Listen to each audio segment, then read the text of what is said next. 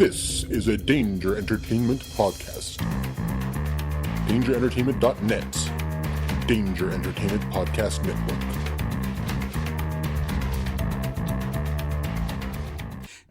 Jeff, what are you doing September 22nd through the 24th? I'm going to the Cincinnati Comic Expo. That's right. Ladies and gentlemen, Hobie listeners, Cincinnati Comic Expo returns to the Duke Energy Convention Center September 22nd through the 24th, 2017.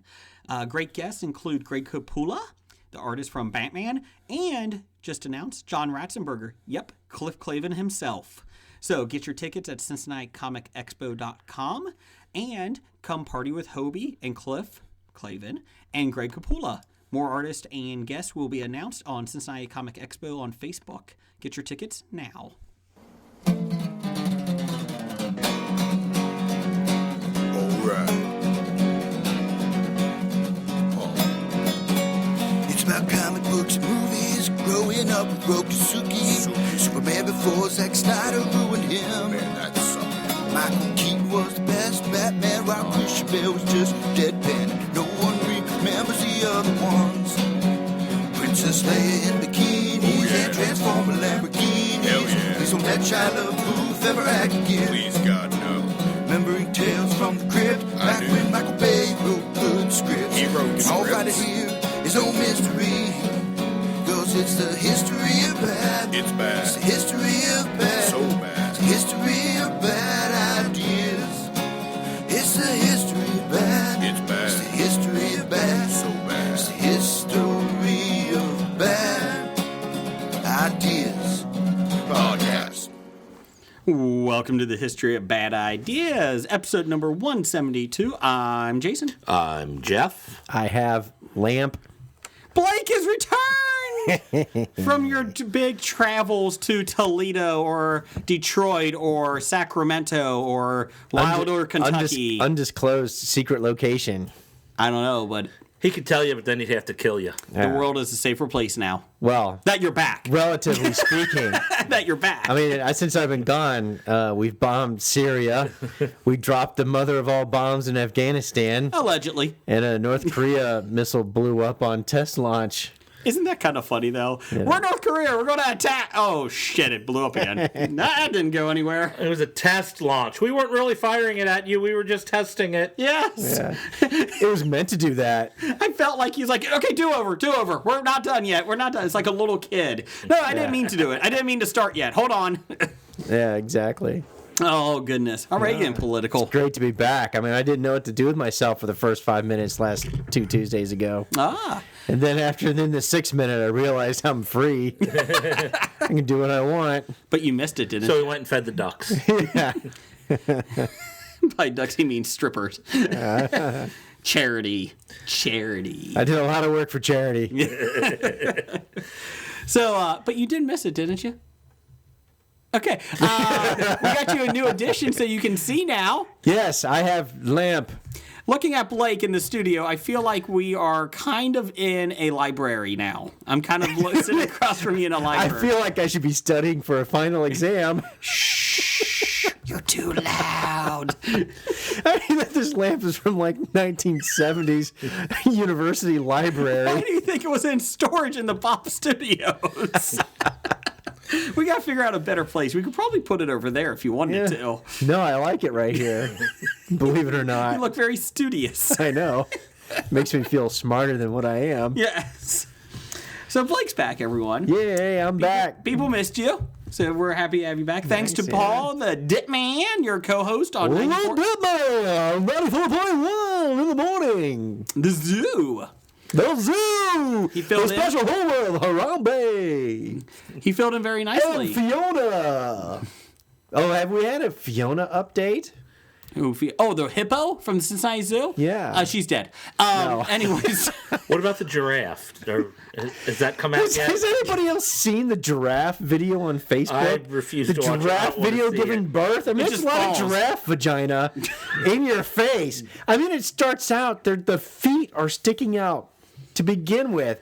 And then I just had to stop. I'm like, there's no way I'm watching Well- this. No way. I'm sure it's a beautiful thing from Mother Nature, but I can skip the giraffe vagina feet sticking out thing. Well, here's the problem. You should have known the vagina from the giraffe was going to be in the camera view because her name is Giraffe Swallows. So you kind of figured she's not shy about putting that in front of you. We have hit a new low. I'm serious though. If you got Facebook or YouTube, Don't go see it. Or just Google giraffe birth, and you're just like, please stop. Big news here. We got a lot of listener feedback this week because we asked, hey, we're running a little low, send it in. We got a lot, so we appreciate that. Keep sending it, though. Bad Ideas Podcast on Twitter. Are you saying it was a bad idea to ask for feedback? No, it's a great idea. Oh, okay. Because next week, the Google Word of the Week returns for Jeff. Oh, God. I don't even have my computer anymore. You got your cell phone. Yeah, but I'm not going to look at that stuff on my cell phone. Oh. The government's tracking that. Oh, okay. Because they don't track your computer at all. Yeah, didn't your cookies from the last couple Google lookups and get you on the ban list for several websites? In the green room this week, the movie The Lost Boys is playing in the Bob Studios, and in the commercial, there's a trailer Star for Wars. Rogue One. Oh, Rogue One. Yeah, we're watching The Lost Boys instead of the hockey playoffs. Sorry. Fox Sports 1 does not come in down here. Not Fox Sports 1, just Fox Sports is Whatever. good enough. If you weren't a cheap Sports ass and Net. got regular channels like everybody else, Jason. I do have them on the other, at my house, they're fine. Just in the Bob Studios, it's not. Yeah, exactly. And yes, I am cheap. Shut up. Run that damn cable. Run the cable. Let's see. If you're looking to buy a shirt for charity, not the stripper, for the disabled American veterans in Kentucky, please let us know. $12 for a Hobie shirt, not a history podcast, so I apologize for those listening in. Yeah. Waiting to hear about Burr. It is all money goes to charity except for the $2 for shipping. Let us know. Just go into her thong. Let us know at Twitter on Bad Ideas Podcast or on Facebook at the History of Bad Ideas Podcast. Yeah. Or email us at hobiepod@gmail.com. And we'll get your email in 6 months. So we appreciate that from Stuff That Matters. Stuff that matters from two guys that don't. That's right. I was wearing that T-shirt the other day, and my wife was looking at me going, "What the fuck are you wearing?" Well, the good news is up and around town, I saw Andrew from the Cincinnati Comic Expo. Yes. And he was actually wearing the History of Bad Ideas shirt when I saw him, and he didn't know I was going to see him that day. I was very happy to see that. I wore mine yesterday mowing the lawn. Oh, well. That's probably why everybody looked at me funny. I'm about to say you're using it as one of your sweat rags? No. Come on. Or they could be looking. I'm probably the crazy guy people are afraid to talk to because I wear my old Desert Combat uniform pants and boots when I mow my lawn because you have a sidearm on you too. I can't wear them any other time anymore because they're no longer in use. But I have these personal items and they don't take it back after they touch your skin. So I'm like the crazy guy out there. Have you ever seen the movie The Burbs with Tom Hanks, an early one? Yeah. Remember the neighbor that was always the military guy? Yeah. I feel like that's you. That's probably me. Bruce Stern? I feel like that's you. That's why nobody wants to come talk to me. Or they wave and smile awkwardly when I'm like, hey, what's going on? See, this is why you need to come, why you're happy to be back, because no one else talks to you except us. So, let's see. But after being gone for 2 weeks, when you're in a hotel for 2 weeks and things get really goofy because you're not in your normal bed and your regular schedule is kind of upset a little bit and your familiarity with your surroundings. I find that I keep waking up. Hey, see, I keep waking up. I turned that down. I keep waking up. You wake up several times throughout the night sometimes because you're just not used to it. And so when that happens, it interrupts your REM dream states. And so you remember your dreams an awful lot more vivid, when you're on the road in hotels because you keep waking up. Did you have a dream? Yeah, one of the most vivid ones I had, I was hanging out with Trump at the White House with Ivanka. Ooh. They had me over for dinner. And how was the Supreme Overlord? And Ivanka was actually kind of interested in me, and the Supreme Overlord was kind of like, yeah, whatever. Yeah, we got this guy here. Yeah, like, all right, I'm from Ohio. Yeah, nice to meet you. Yeah, whatever. Keep going. And then they're like, hey, you're married. They're like, yeah, I'm married. And da-da-da-da. And then Ivanka, left. She was no longer interested in me. I think she just wants you to help her escape. She's interested in anybody. Please, get me out of here. Could have been, but it was weird. I was at the White House having dinner with everybody, and Trump and Ivanka. It was like some seriously screwed up shit. Were you at the Easter egg hunt at the White House this week? No, this is pre-Easter egg. Oh, okay. Yeah, there was no. scary Spicer guy in a bunny costume running Not this around. year. Not this year. Not this year. Did they ever say who was playing the bunny outfit this year? Who was in the bunny costume Probably, yesterday? it could have been Spicer again because Could have been. He used to be the Easter bunny under Bush. He did. Oh, Yeah, that's probably why he still has the job he does now. not for much longer. No. Don't worry about No. that. Let's see here. We will do some up-down. You want to do some up-down? Sure. Okay. But first, you know what? Here, let's help you out here, Jeff.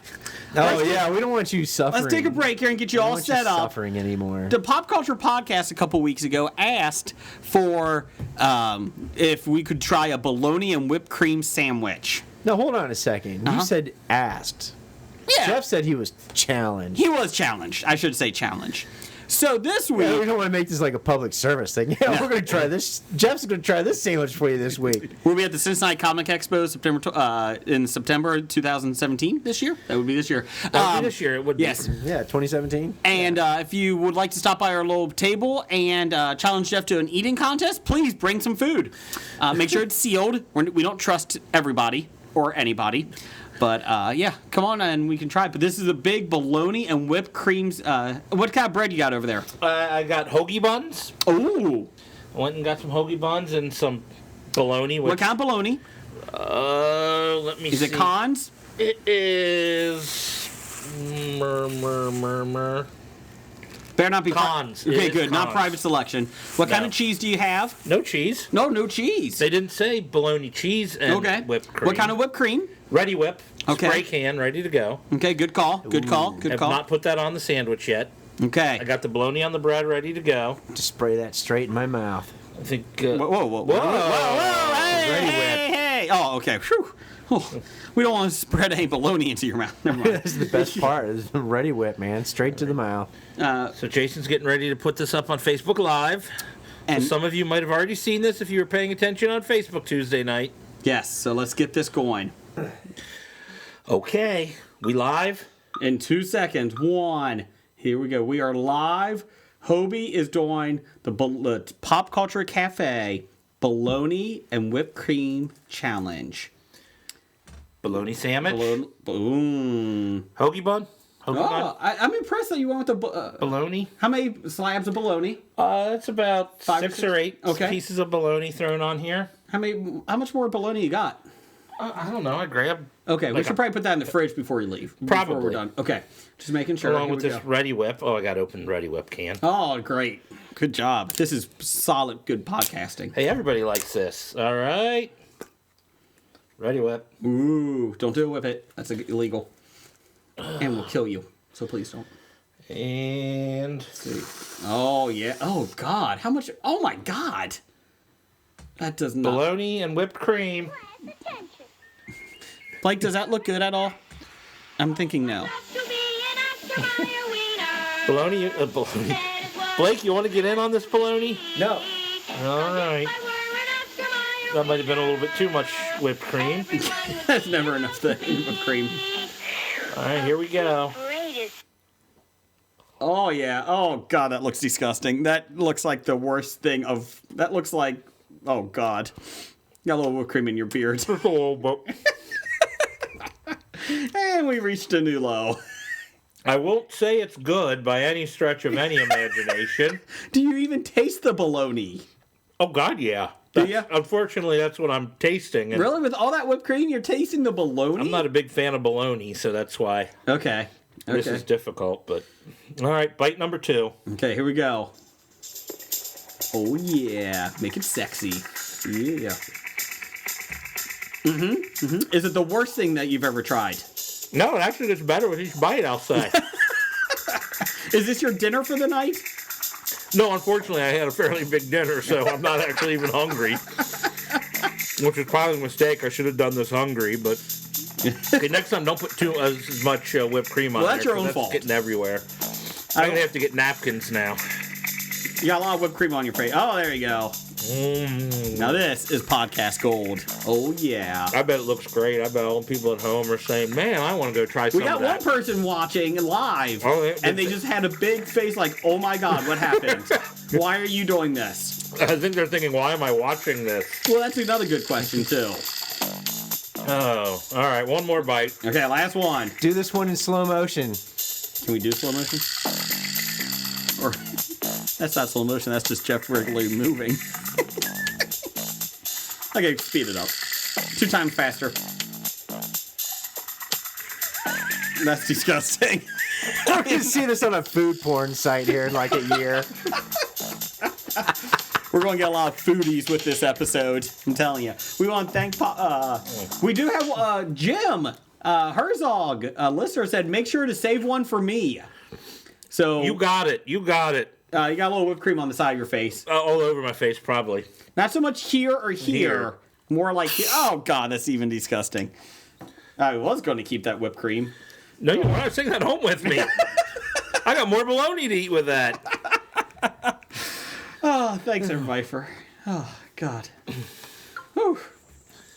Oh, well, we're still recording, right? You still Okay, we you got are. a little bit right here, Jeff. Yeah. I'm gonna stop this here and have to take go a break clean here up. so I can go Okay. clean up after this debacle. That's what you should really do is clean up. Wipe that mouth. Well, how was that, Jeff? Was it everything you wanted and more? I don't know.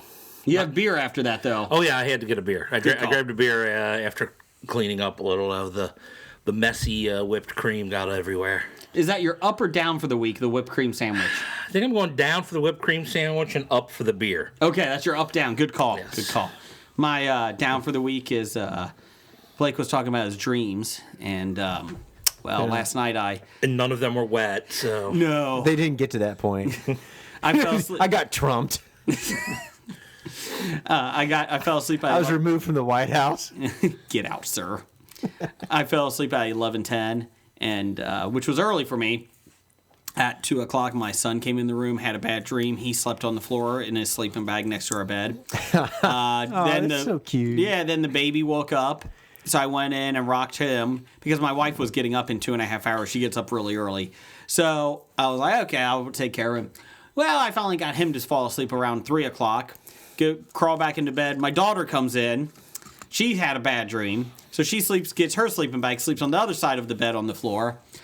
Then she proceeds to cough on for the next 35 minutes. And then the baby starts waking up again. Of course. So long story short, Too late. Don't watch CNN because it's all long story Trump, which caused my dream. Trump. I didn't get a chance to dream. Trump.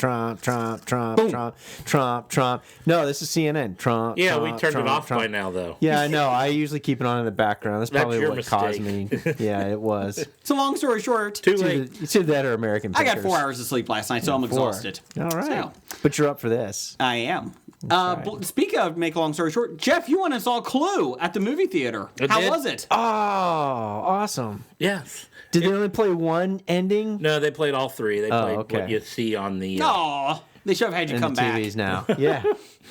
Come back at 7 if you want a different ending. Yeah. And it's actually the same ending. Damn it! Son of a bitch! We only had one reel. But no, it was great seeing it on the big screen because I didn't get to see it originally in the theater. Mm-hmm. Even though when the summer that came out, I really, really wanted to see it. But unfortunately, around here, There's only one theater that showed it, right? well, there are 3 theaters, and they were on the north, the east, and the south side of town, and I live on the west side. It was before I had a driver's license, so I needed to get a ride, and my parents weren't like, "Oh, we ain't taking you to those theaters. Go to a local theater and see a movie." Could you have taken the horse-drawn carriage? Didn't have a horse. We're not Oh. the rich people, Jason. Oh, Come sorry, on. sorry, We sorry. don't live in gated communities. Well, you know, that's what happens when you grew up in the talkie era. I think we're all growing up in the talkie era. Maybe. Not really. We don't talk anymore. We just text. We do. Hello, Oh, the Blake. texty era. We're in the texty- era. Texty era. That's the future of all movies. It's just going to be short text back and forth instead of dialogue So, Blake, what's your up with this week? emojis. Oh, God, don't even get me started on the fucking emoji movie. You gotta go see it. I did not see the Boss Baby movie. I got my son to avoid that, so that's good. I'm very happy with that. Blake, what's your up this week? Or down, whichever one. Well, let me see. Well, there's a lot, but I'll just skip all that. Okay. I just saw the movie Singles again Oh, recently. God. That doesn't Dream- hold up.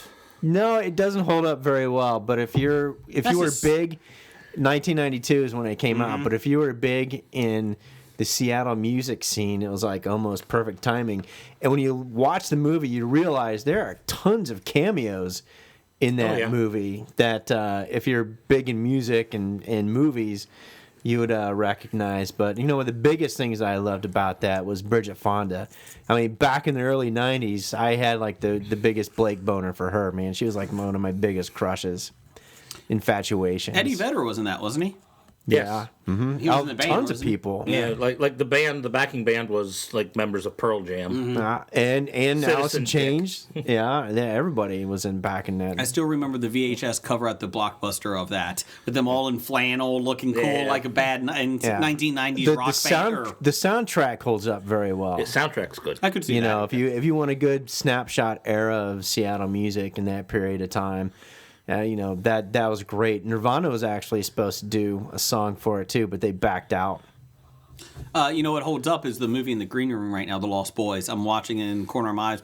Really holds up. It should be hockey, but Yes, it's The Lost Boys, though. Because I know Corey Haim's on your top 5 list. It is. That's a tease. No. That's a tease. Yeah. And Leftovers started this week. How was it? Fucked up as usual. Okay. But awesome. Okay. Yeah, I like it. My phone's going off over here. We have gotten more people to comment on that video, Jeff, than any other Facebook Live that we've had so far. So congratulations, Jeff. I am now an internet celebrity. I don't know about that. Oh, You're going to be on a food porn. Oh, got another hopefully, one. Yeah. Hopefully what they'll do is they'll play the audio through the microphone so they can get the full effect of you eating that sandwich with the full sound. Just all over his face. Yeah. Never mind. Anyways. I'm up on my Toronto Maple Leafs taking a 2-1 lead over the Caps in the NHL playoffs. No, I'm all for that. I told you they're going to shock the world. I want the Caps to Shocking lose. the world. But I also want the frickin' world. Pens to lose, and that's not happening. That's not happening. I was going to Columbus say, is looking I'm bad. actually paying attention to the playoffs because the Blue Jackets are in it. Yeah. Not for And they're long. down Yeah. 3. Yeah, They're but down not for 3-0, long. and the game's going on as we record. I can tell you the score. Go ahead, look up the score for me. Edmonton's doing well. Well, they won. No, and they're won actually- last time. 2-1. They're up 2-1 now. Okay. There are actually some Canuckian teams in it this There year. is. 5 of the Canadian teams made it. How many Canuckian teams are there? 7. That's a good ratio. Let's see here. The Canadian. Let's see. I'm sorry. How many Michigan teams are in there this year? None. No teams from Michigan. Dev. Anaheim's up 3-0 against the Calgary Flames, which I'm really disappointed in. So, not a big Ducks fan. I don't like teams that are named after attorneys. I don't like teams named after Disney movies, so fuck that. Oh, it's an attorney, isn't it? Howard Baumgartner, or what was that guy's name? Not Mighty I Ducks. don't even know what you're The talking about. Mighty Ducks guy, Emilio Estevez. What was his character? Gordon Bombay? That's it. Anyways, Howard Baumgartner? he's a pitcher and an attorney. Whatever, same thing. He's related to Mad Bum. Anyways, Yeah, you know all those California people are weird. let's see. The Last Jedi trailer came out. It did? Question: Was everybody excited about that? No. Nope. I thought the trailer sucked. Actually, the trailer, when I went to YouTube when I saw the thing came out, I didn't click on our link that we put up on Facebook. I actually went to the YouTube and I put in, Last Jedi trailer, and I watched it. I was like, well, that's kind of interesting. And then at the end, it's like, I looked at the thing and said, fan trailer. I'm like, oh, okay. So then I went back to Facebook and I'm like, I went, scroll. Hey, here we are. And I clicked on it and I watched it. I'm like, fan trailer was better. It didn't show anything. Yeah, I mean, It was horrible. There was nothing to it. I mean, it was. It was shitty. but But if I you do have a showed question at the end though. Go ahead. If you showed everything, though, people would be pissed off about that. Yeah. Yeah, but I didn't even want to watch to it. show you something to get you interested in it. It didn't even happen. I got 2 trailers. I I- did the 2 trailers, and that's it. I didn't even want to watch it, but I knew we'd talk about it. So I'm like, all right, I'll watch it. And I watched it, and I said, okay. They was showed like characters from the movie. Yeah, it was like a That's badass- all I can say. Well, It was like a bad SNL skit where the joke is they don't really show you what the movie's about. People were online trying to figure out what the language and what the writing on Finn's little medical bubble thing was. I'm like, okay, we've gone too far, people. We have hit a low. Prostate check. I would rather if they went ahead and filmed cool-looking stuff for the trailer and not put it in the movie like they did for Rogue One. Make a cool-ass trailer that has nothing to do with the movie. That trailer could have opened up where the movie ended with Rey extending her hand with the lightsaber and them spinning around on the island on top of the thing, and then it could have like zoomed in. No, it could have like zoomed in with Luke grabbing hold of the lightsaber, and then they could have cut off to somewhere else. But instead, you got like dark for 30 seconds. Or it could have been her reaching out with the lightsaber and him cutting her hand off with the lightsaber. That would have been a great trailer. Here's my question. Kylo Ren's in it. Obviously, that was a dumb question. Of course, Kylo Ren and Darth Sidious, Yes. and then Luke and Rey, and the whole movie's going to be nothing but a montage. Here, the Jedi training, Luke and Rey going to fight Sidious and Kylo Ren, but now we got to have a montage. Everyone had a montage. It's a montage. Rocky had a montage. X-wing fighter guy. Montage. And he's flying around blowing TIE fighters up because his name is Fighter guy? Poe Dameron. Poe Dameron. Fighter? Poe Dameron's in the montage. Poe Dameron flying an X-wing in a montage. Overrated. I mean, seriously, seriously, my question this whole movie's gonna be nothing but a montage of the fucking Sith training his guy and Luke training his guy, and then there's gonna be a fight at the end, and it's not gonna be conclusive, but they're gonna rip off Empire Strikes Back, so they're gonna like have probably Luke die at the end, and because they got to rip off the Empire Strikes Back and get ready set for Return of the Jedi. Here's my question. Someone's got to have their hand cut off, though. Yeah. Here's my question. False. So Kylo Ren in one of the scenes is with his knights, and they're coming towards Luke. My question is, does Luke die in this one? And if so, is Kylo Ren going to be the guy that kill all the legacy characters? I'm going to say Luke does not die in this one. Okay. I could be wrong. Here's my thing. We were talking about this. I was talking about this with a couple of different people. Part of me is like, I'm okay if Kylo Ren, I really don't want him to turn good again because there's still some good in him. You could see in the last episode and all that, last movie. But there's no good in him after he killed Han. Spoiler That's alert. my other thing is, let's just make him evil. Let's make him pure evil. There's no reason for him to be turned. Let's make him evil. Let's have him kill people. If he turns back good in the third movie, then everything Blake's been saying all along will be true. The rumor is we don't want that to happen. this is the last trilogy. This is the last trilogy with the legacy characters. Yeah. So here's my question. I was looking You're online. gonna kill Chewbacca off? Oh, I hope not. Oh shit. I like him with Rey. I like him with Rey. Yeah. So at 3:30 I'm this sure there's morning. some Pornhub thing out there now too with her and Ray. So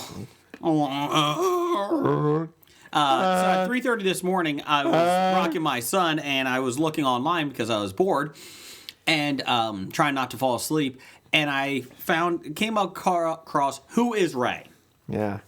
One rumor that I really like Yeah. was in the Huffington Post, and they had this whole Oh my big God! thing. You quoted Huffington Post. I'm not quoting it. This fucking podcast is at a new low. We're not talking about the Kardashians. I think we've already quoted Huffington Post in the past. What? As a credible news It's source? El Mayimbe. I'll say that's true. So, and then it started getting, I looked online, there's a lot of different sources of this. Rey is actually a descendant of Emperor Palpatine. And here's the reason. Really? When she does her lightsaber duel with Kylo Ren, Okay. she is the only character, and obviously people that have spent a lot more time analyzing this than all of us, she is the only one with the fighting stance that jabs like Emperor Palpatine, and they did a side-by-side. She is the only one. Now, you may think, it's a fighting stance. Who the fuck cares? That's what I think. Obi-Wan Kenobi in the Clone Wars cartoon, in Star Wars Rebels, in the prequels, and in the trilogy, the original Star Wars, he has the same fighting stance. Doesn't matter if it's a cartoon or a different actor playing it. They all have the same fighting stance. It's pretty cool. So then you start going, well, that's a little thing. Yeah, but I don't think fighting stances are inherited through the bloodline. Yeah, you I can think have the they're same taught. fighting stance as a But martial art. it may not be, but it could be a clue. So No. they said that's also I don't why. recall Palpatine getting it on with anybody. In Yeah, the but they can first make three. that up. Let's see here. His fighting style is one of them. Her name. Fighting style doesn't count time because out. that could be a martial art style. Okay, so Darth Vader is referred to as Dark Father. That's what the name is referred to. If you look it up, Luke is a biblical name that derives from the Latin for light. Okay, Yoda comes from the Hebrew for wisdom. Okay, so the names all mean something in different languages. I thought Rey- Yoda meant and so on, like Yoda, Yoda, Yoda, Yoda. Rey, Oh, wait, I'm Yada. yada, yada, yada. Rey is Spanish for king, derived from the Latin rex. That doesn't necessarily imply good or evil, light or dark, but it's royalty. Ray is also a ray of beam light. of sun. Yes. Yeah. Doe, a deer, a female deer. All right. Ray, a drop of golden sun. The Star Wars story has always been Palpatine versus Skywalker. There's other battles and feuds, but after Episode 4, when Lucas realized that, I am going to have a trilogy, Or a Skywalker. yes, they said, how great would it be if you flipped it? Because Kylo Ren is technically a Skywalker by, half Skywalker. Leia. He's a solo. So how you switch it? Skywalker's the bad guy now. Palpatine's the good guy. She was dumped on Jakku for a reason. Do they Jakku. Do they want me to boo this trilogy when it's over? I have no idea. Well, it's better than. I have no issue with it's- with her being It's Palpatine. better than her being the reincarnation of Anakin. Anakin That's true. Skywalker That's theory true. that originally came out. But you know what? I don't hate the Palpatine idea. I really don't. And she is powerful. And if you look in the trailer for The Last Jedi, she has her hand on the ground. The rocks are floating up. That's powerful. They also said when she grasped... Pebbles. They were pebbles. Whatever. Come on. When she grasped the It fight wasn't scene no at the end, X-wing. It wasn't like boulders or something that Luke had It wasn't to like move. Luke doing a one-armed handstand. But you know what? I don't hate that idea of Palpatine. Raising stuff up. Her being a Palpatine. I don't have an issue with that. You know, if there was a hint to Palpatine in any of the previous movies, then I would say okay. But if this is something they just pull out of their ass, Well, it doesn't make sense. We said the fan favorite is Kenobi. Is that she dresses like Ben Kenobi on the desert planet. Ben Kenobi in the Clone Wars did have an affair with somebody. I would. He did sleep with somebody. I would be before. more intrigued by that. I would, except the ages don't mix up. Well, they said it could be It could also Okay, be. right. Granddaughter. Granddaughter, okay. Sorry. Or granddaughter. They said granddaughter, and here's the reason. So stay with me. He has It'd be he tough. has but I'll sex stay with it. Go in ahead. Clone Wars. Sex? Yes, in the cartoon. What, Ben? Did they show it? No, I don't think so. I didn't watch a whole Clone Wars. I haven't watched any of. They had Viagra in those days. But they said it the could, pass down. That No, it could he be. used the Force. Hello. It's the midichlorian. Yes. I can raise more than an X-wing. Let me show you some levitation. So, like I said, I don't care either way. As long as it's not reincarnation, I'm okay. And you know what? I hope that she's not a Skywalker. I don't want her as a Skywalker. I don't want to be a Skywalker, but Palpatine seems like a stretch to me. Everybody thought she was going to be like Luke's lost daughter or something, but it I doesn't hope make not. sense the way he handled it, the whole thing. So, Luke in the movies. I'm excited though. I hope she has absolutely no familial relation to any of the characters we've You know already what? seen. I'm fine with that too. This is a huge galaxy. We don't need Finn to be Lando's kid either. Okay, just because he's black doesn't mean he has to be related. I think they do, because they're like the only black people in the entire That's true. galaxy, There right? is. I just pray that it's not that. Please don't make Finn that. We don't need background stories for everybody. We don't need a trilogy of Han Solo. Sorry. Are they doing a trilogy? Yes. I thought it was just a one shot. We're doing a God. trilogy. Jeez. We don't need Really? a background story of Boba Fett. Okay? Stop it. Apparently, they're not doing Boba Fett. They're doing bounty hunters. I'm okay with that. So it's a bounty hunter movie that will have Boba Fett. That's Okay. the last I heard. As long as Bosca's in it, because he's awesome. And Dengar. Dengar's Yeah, Dengar. cool.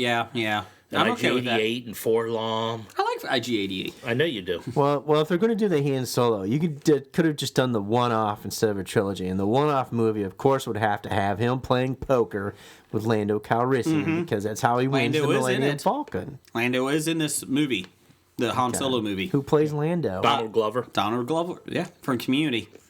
Childish What? Gambino. Yeah. Really? Yes, he is. And he's a Okay. huge nerd, and he's excited. So good for him. Yeah. Let's do Also, from Star Wars Celebration, just to let you know, Star Wars Rebels is ending after 4 seasons. This is the last season. Stop it. It's a great show. Let's go back to the Last Jedi trailer, though. Mm-hmm.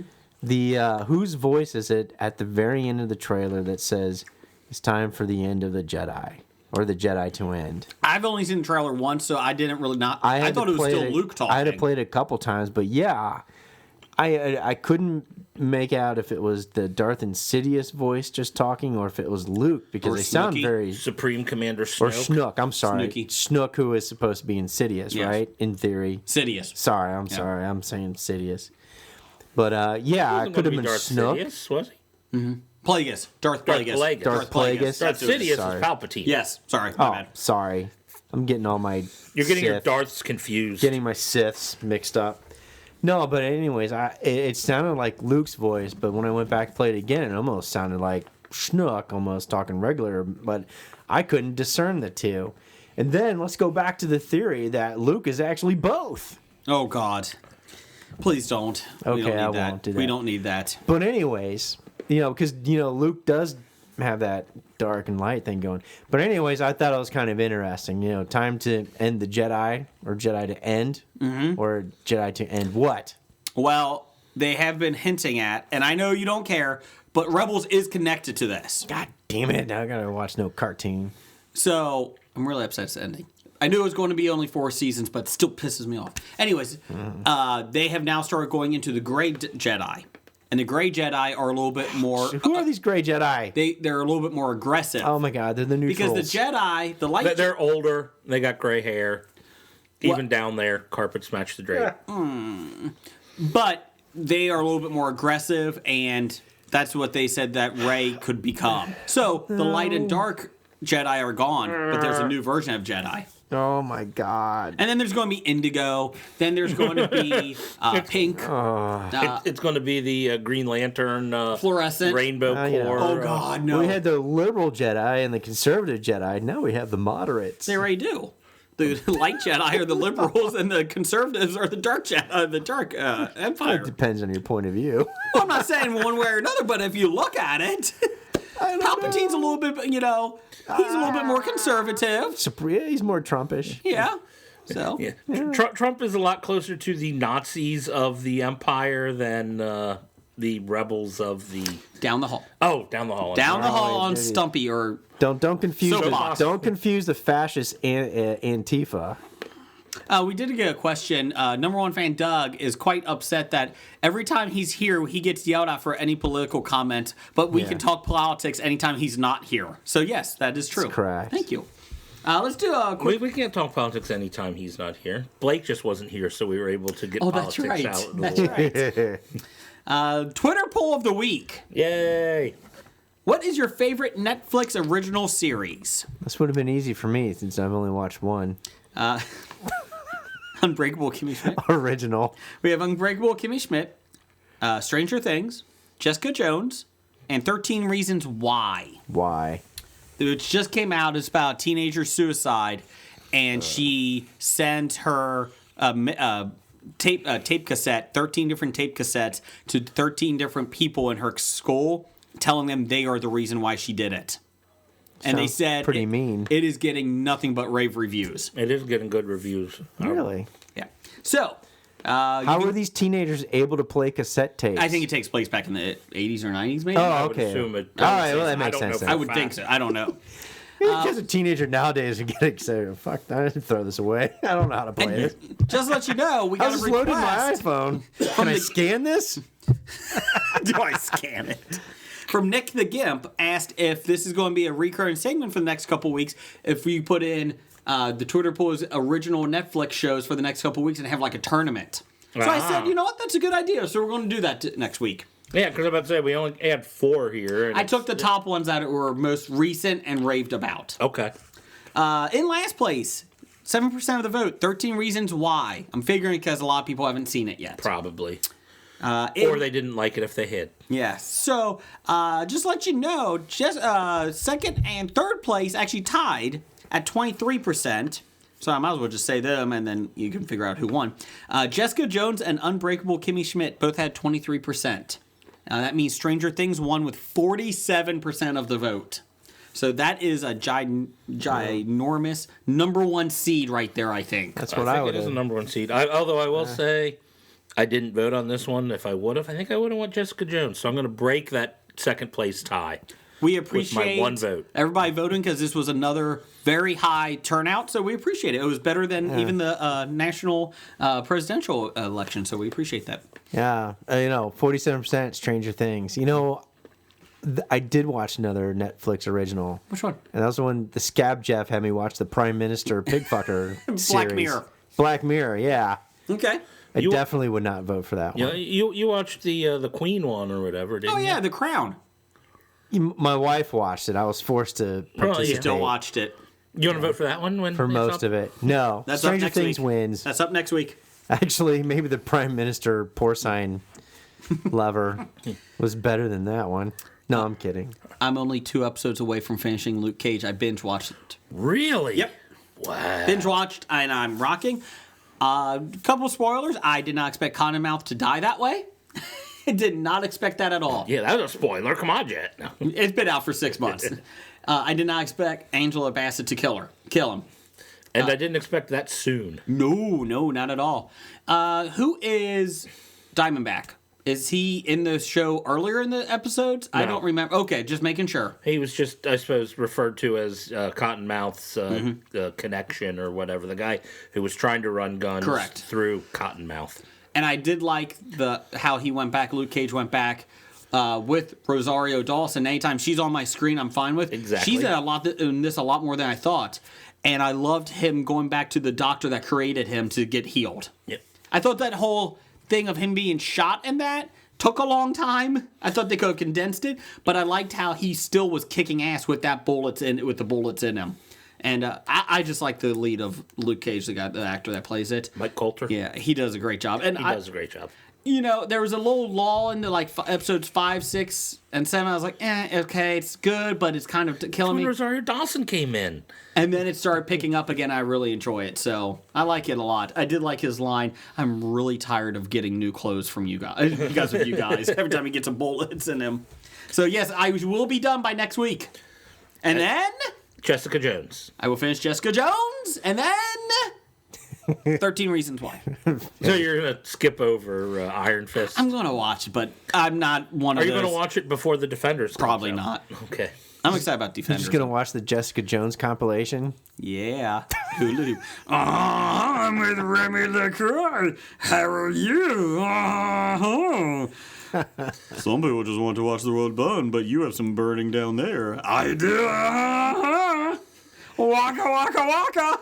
You just went from Fat Albert to That's why Michael Fozzie Caine.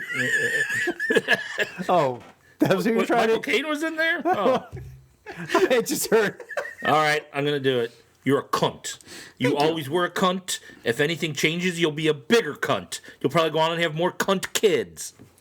Thank you. Yeah, you're welcome. That's the British C word, folks, not the American. Let's do some listener feedback. Can't complain. And listener feedback. We got to start off with this guy named Doug. Number one fan, Doug? Can't give yourself a nickname. Doug says, Jason owns a selfie stick. Discuss. Jeff? Jason. I think it's for his inner 13-year-old girl. You're turning into one of the. I remember years ago he made fun of people who texted all the time. Oh, you got a phone. And he's texting right now. No, I'm not. Yes, you are. I'm going live. We see it. We're going live. No. No, here's the issue. Please tell us the issue of owning a selfie stick. I own a as a selfie middle-aged stick man. because it was given to me as a free vendor gift from my work. And you sell those. No, we don't. Oh, No, you turn around and sell it or re-gift it. Give or it something. away. My wife told me I should bring it along for our vacation this past weekend in Tennessee, and I did. So, yeah, yippee. Shut it to everyone. I'm not proud of myself, okay? But it was free, so it wasn't bought. Did you take any selfies? We did take selfies with all the grandkids How for my parents How come we don't see any of those pictures up on the social media? because I don't really put up a lot of pictures on my personal page. That's why. I want proof of the selfie stick. I got some in my phone I'll show you after the show. So simmer down over there. I don't want to see your nudes on your phone. Oh. Because Oilers hat. Never mind. So I do have to say, I'm pretty proud I still have yet to ever take a selfie. good for you.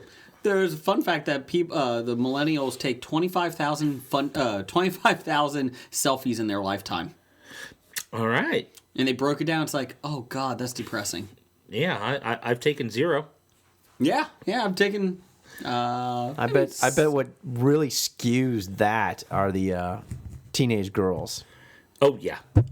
You think? Oh yeah, all crazy. That and stupid rich families that are famous for doing nothing. Oh, yeah, except for doing duck faces and sending them out. Someone tell me when duck faces became popular. I don't know, because they were always stupid, so... I never, like, if you have a duck face, I get it, you can't do anything about it. But when you're taking a picture and you don't have a duck face, you don't need to make a duck lips. Purposely do a duck face? Yeah. I loved that one time when they were at a ball game, and they were showing all the girls out, taking selfies of themselves. And then a foul ball came at them, and they weren't paying attention. Keep going, Blake. What else we got? All right, so that's our social commentary on selfie sticks. Yes, they're stupid. All right, next one. Randall Holt at RJ Holt 666. He's not evil. He's just handled that way. He says, after seeing bits of Total Divas, I am beginning to suspect Lana isn't really Russian. That's the WWE spin-off show. It's about the women of, I don't know. Oh, wrestling. that's what I saw for like 60 seconds. Yes. And you probably shouldn't. It's awful. But Lana is not Russian. I'm sorry to burst your bubble there. She is married to Rusev in real life, though. And he's Russian? I think he's Bulgarian. No, I don't even think he's European. that. I don't even think he's that. So He's of Eastern European descent? yeah, I'm going with that. There you go. All right. Next comes from Nikki. G'day, Kiwi. He's like, oi, Wow. oi. Do you guys get Friday and Monday off for Easter? In New Zealand, Good Friday, everything is shut down but takeaways and gas stations. I'm assuming takeaways are like places where you can get food and I just assume carry grocery out. stores, maybe? No, takeaways for carry out. Oh. Yeah, I Yeah. figure. Yeah, it's carry-out restaurant. I Yeah, would say. carry out, restaurants and gas stations. To your drive-through windows? Yeah. And on Monday, retail opens, but all offices are shut down. Can we go to New Zealand? I'd And love live. to go to New Zealand, but I don't need religious dates to shut down everything that goes around. Why? You won't have to Stupid leave the religion. house. But you'll take the days off. I'll take them off, yeah. Yeah, course. so shut up, See? Jeff. But I'll complain about the religion forcing me to be off. Now complain hold about on a everything. second. Now I hold do on a complain second. about everything. That's my role. I've lived in foreign Catholic countries, and there is a religious holiday about every 3 weeks. It's either All Saints Day or this Saints Day or that holy day, and I'm like, you know what? This is pretty nice. I like this. There's a newspaper article. Yeah, but you're supposed to go to church on every one of those days you get off No, work. actually, I had to work because I wasn't of the local national. There was an article that stated that everybody thought people would be going to Canada after this election from America. They said New Zealand actually has one of the highest rates now for requests for visas and to move there. Because everybody wants to live in Hobbiton. Is it hobbits? Yeah. Yeah, but the problem is you might get stepped on by a walking tree. You got to be careful with that. Got to be careful True. with that. But their mead makes you bigger, I don't know what that Jason. is. What's meat? Meat? They're meat? Mead. They're meat. Everybody loves good hobbit meat. The only down thing about living in New Zealand are all the orcs. Well, yeah, but I don't have anything. And people, they like Warcraft. Yeah. So my question is, do they have like the scary poisonous things that Australia have, or are they like the safe part of the I'm going with the safe part. South I think, Pacific? well, Australia they do have orcs. Australia doesn't have orcs. Yeah, but they have, Australia's like- got everything else that'll They have kill like you. 87 different snakes that will kill you with Yes. just looking at you. Yeah. I'm a little worried about that. They got snakes that turn you into stone down there. Ooh. Dude, New Zealand Look at Harry Hamlin. does New Zealand have aborigines like Australia does? They're called Maoris Or they're called hobbits? or hobbits. Okay. I'm just wondering. More about this conversation. What's next? All right, so corrections. We have corrections. Yeah. The first one's from Heno. Hey, hello. Yay, he actually still listens to us. He does. In his busy schedule. He says, Jeebus, Jesus rose on the third day, not 3 days later. Yes, to correct my my confusion as to why, they always talk about Jesus being dead for 3 days when it was really, a day and a half. Well, hold on a Hanno second. corrected it. Let's think about this. You have to determine what was day 0. Friday. Was Friday day 0, and then Saturday 1, Sunday 2, and Monday 3. Friday's 1. So there was no day 0. He was killed. The clock starts on the same day that he died and he was killed entombed. early. Does the clock start when he was entombed, or does it start when he died? To be honest, I don't think they had really good tools for keeping time I think back they then. still had sundials, so they didn't know. When the sun went down, they got confused. Okay. Back then, a day was 47 hours. So Trying to that's figure this out. why. I'm just trying to figure this stuff And out. back then, the sun went around the Earth, so they don't know how to tell time. Yeah. It's properly. true. The sun did rotate around the Earth. And the Earth was flat at the Earth time, was too. So flat that was and the center of the universe. just ass shack. Yeah, or Kyrie Irving. That's right. Hey, speaking of Cavs, I'm going to go see him Thursday. Are in you? Indianapolis, yeah. Good luck. It'll be my first NBA game Nice. because the Globetrotters and the Washington Generals don't count. They do not. All right, so thank you, Mr. Heno. You added more confusion. I don't think he actually answered the question. But I do love his abs. All right. So corrections from Pam Morris. Pennywise is not an alien. He is a monster of sorts. That leaves it all in general. An ancient evil being. And then she gets a little bit more specific. Pam's talking about the trailer we talked about last week for It. Yes. movie- So the movie. Pennywise is not an alien that comes back was every my bad. For 27 some years. reason, Jason thought Pennywise was an alien. That was on a 24-year cycle or something Was like it that. 24 years? I think it was 27. Well, here's the funny thing. However many years it was. However many years it was in the book, the remake movie's coming out, and I found that to be very Yes. I did like that. Take on me. Take on me. Take yes. me on. I'll be Oh, please. In a day or two. or 3. We don't know. We don't know when they rise.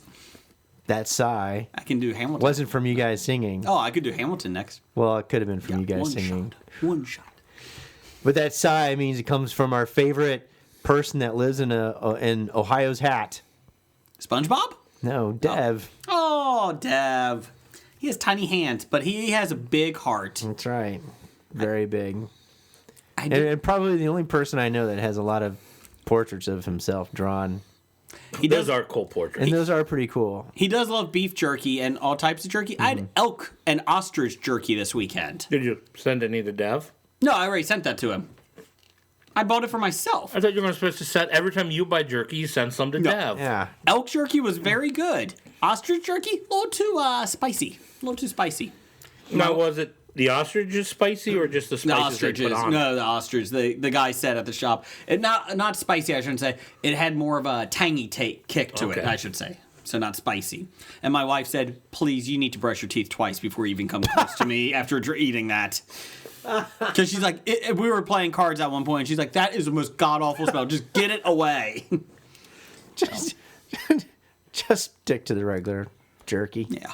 Elk jerky was really good. What does Dev say? Dev from Ohio's hat says new MST3K. That's Mystery Science Theater 3000. Wild success, huge bust, or Berger hasn't even finished Jessica Jones yet, right? I did see an episode of it. I'm gonna have to start watching that this week. Now that I know it's out, I've been waiting for it. Yeah, I have not started watching it either. The so. first episode I was told is the weakest, and it gets a lot better. Okay. The first episode was funny.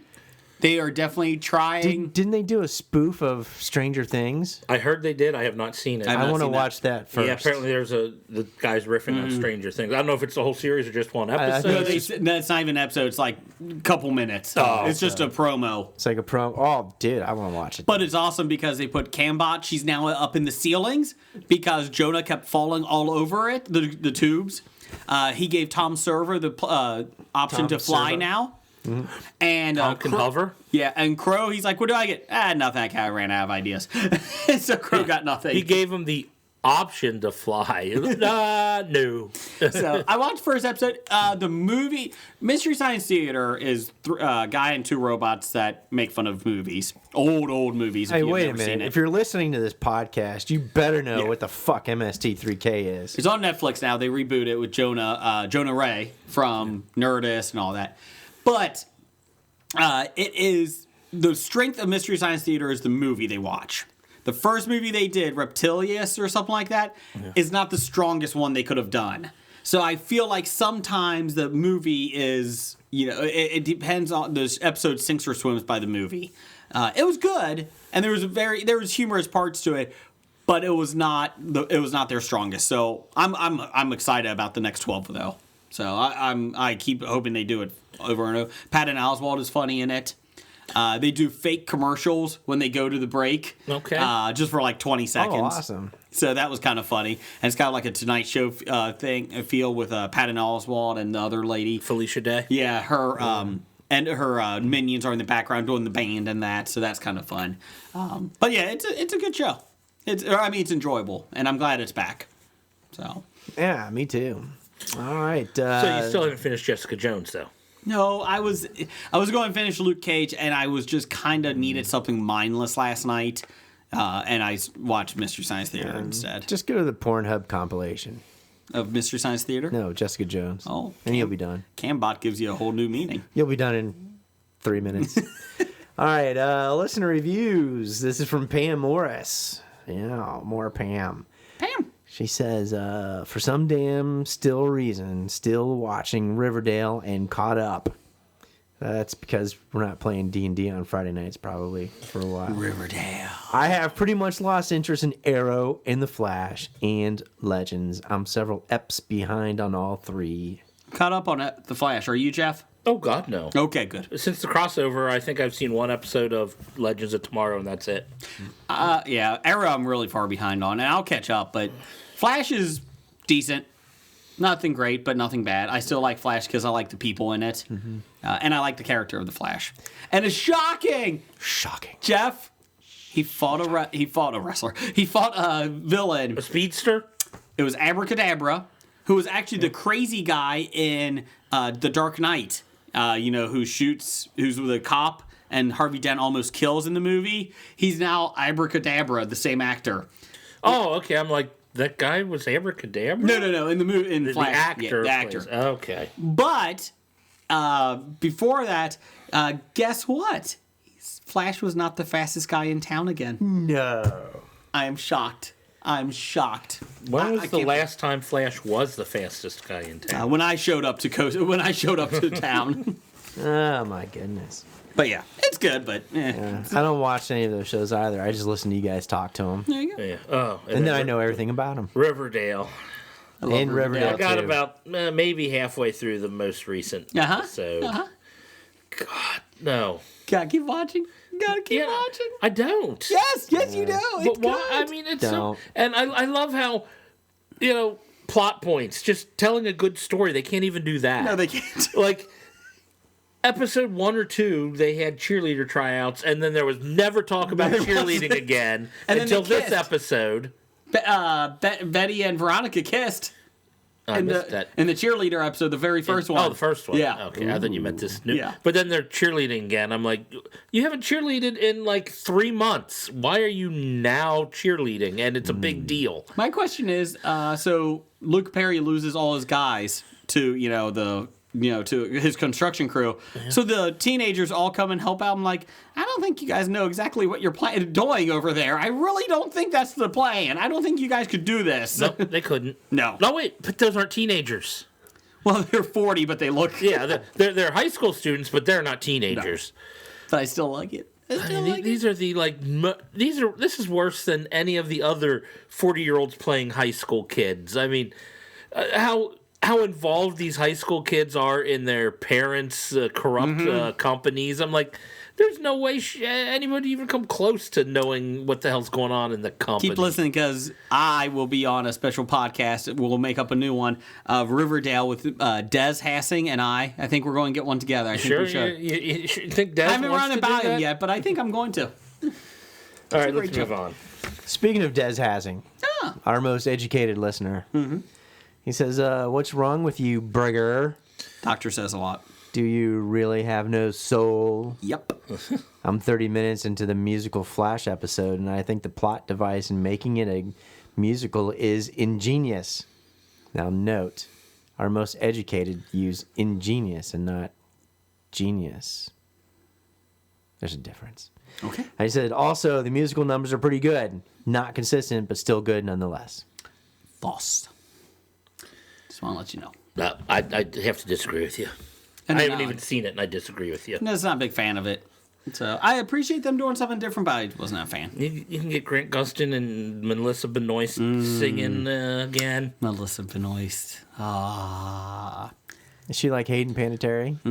Yeah. She's Supergirl, and she is my super. Oh, Supergirl. Oh, yeah. Yeah. Yeah, girl. Yeah. Girl. Yeah. Yeah. Okay, this has just turned incredibly creepy. How you doing? Girl. Supergirl. All right. From the Pulp Culture Cafe, we have an actual audio review. We can listen to it, or I can read the transcript. Well, we're not doing talkies, so let's do the audio.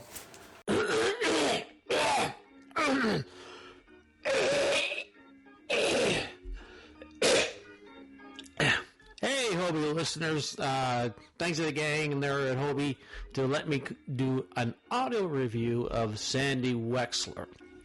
Yes, another attempt by Adam Sandler to try and do another movie, a comedy, and unfortunately, I think old Adam has to step back, take a look at his career, and try and figure out something new because I'm an Adler fan. I do love his movies, and I took a chance on this one, basically mostly because it was free on Netflix, right? I mean, you pay for it in your subscription a month, but you're paying like pennies, not even a penny to watch this show.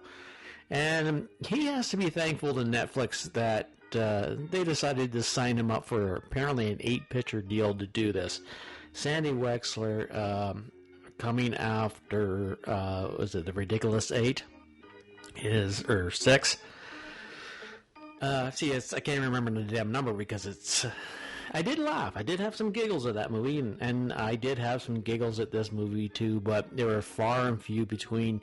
You have to be a really big Sandler fan to really enjoy this movie. He just seemed out of place. The comedy seemed out of place. Jennifer Hudson, who I believe was an Oscar winner, just seemed to be stepping down into this film. She was good, and the film itself is riddled with cameos by a bunch of people. His regular band of Kevin James and Nick Swartzen, and there's Terry Crews and Rob Schneider. Jane Seymour makes an appearance in a movie that I didn't really at first I didn't recognize her, but it hits very little. It misses a lot. It just wasn't really worth watching. I mean, if you take it for what it is on Netflix and you're paying pennies to watch and you want to put yourself through the agony of doing, hey man, go right ahead. But overall, it just didn't have the old Sandler magic, which has been missing for quite a few films. I think maybe he has to, like I said at the start, go back and evaluate his ways doing things. But the one aspect of the film that really got me, and for no particular reason, was when he was a manager for The Wrestler, and I just said, wrestlers don't have managers. That was the only part that really that got to me, because the rest of the film was totally unbelievable, but that part for me just stuck out. I can't really give you an over. It's free. That's all I can say. The few giggles. The Nick Swartzen, who plays the acrobat stunt person, they gave me a few giggles. but the story overall was just very not funny. It wasn't. So I don't know if that helps you with making up your mind, but I would pass on it, folks. I mean, even though it's free, I gave it a thumbs up on the new system because it did make me giggle a couple times. But on the star system, I would have gave it 1. But they don't have that shit no more. Anyways, that's it. Yeah, and thanks to the guys at Hobie for letting me do this audio version of a review, which basically not much of a review, just yeah. Don't do it. No, it's not worth it. Well, John, thanks for babbling there for a couple of minutes. No, we appreciate that. That is a very nice review. If you do want to send one to us, let us know at Bad Ideas Podcast on Twitter. Unfortunately, you picked Sandy Wexler. Oh. Moment of silence. No. So, at the end of it, we can agree that Pop Culture Cafe agreed it was a B-. Probably. B-. I think B- is equivalent to a thumbs up and a 1 star. Yes. Okay. 2 forks. 2 forks. Now I know why there wasn't a transcript available for me to read. But thank you. Although That was long.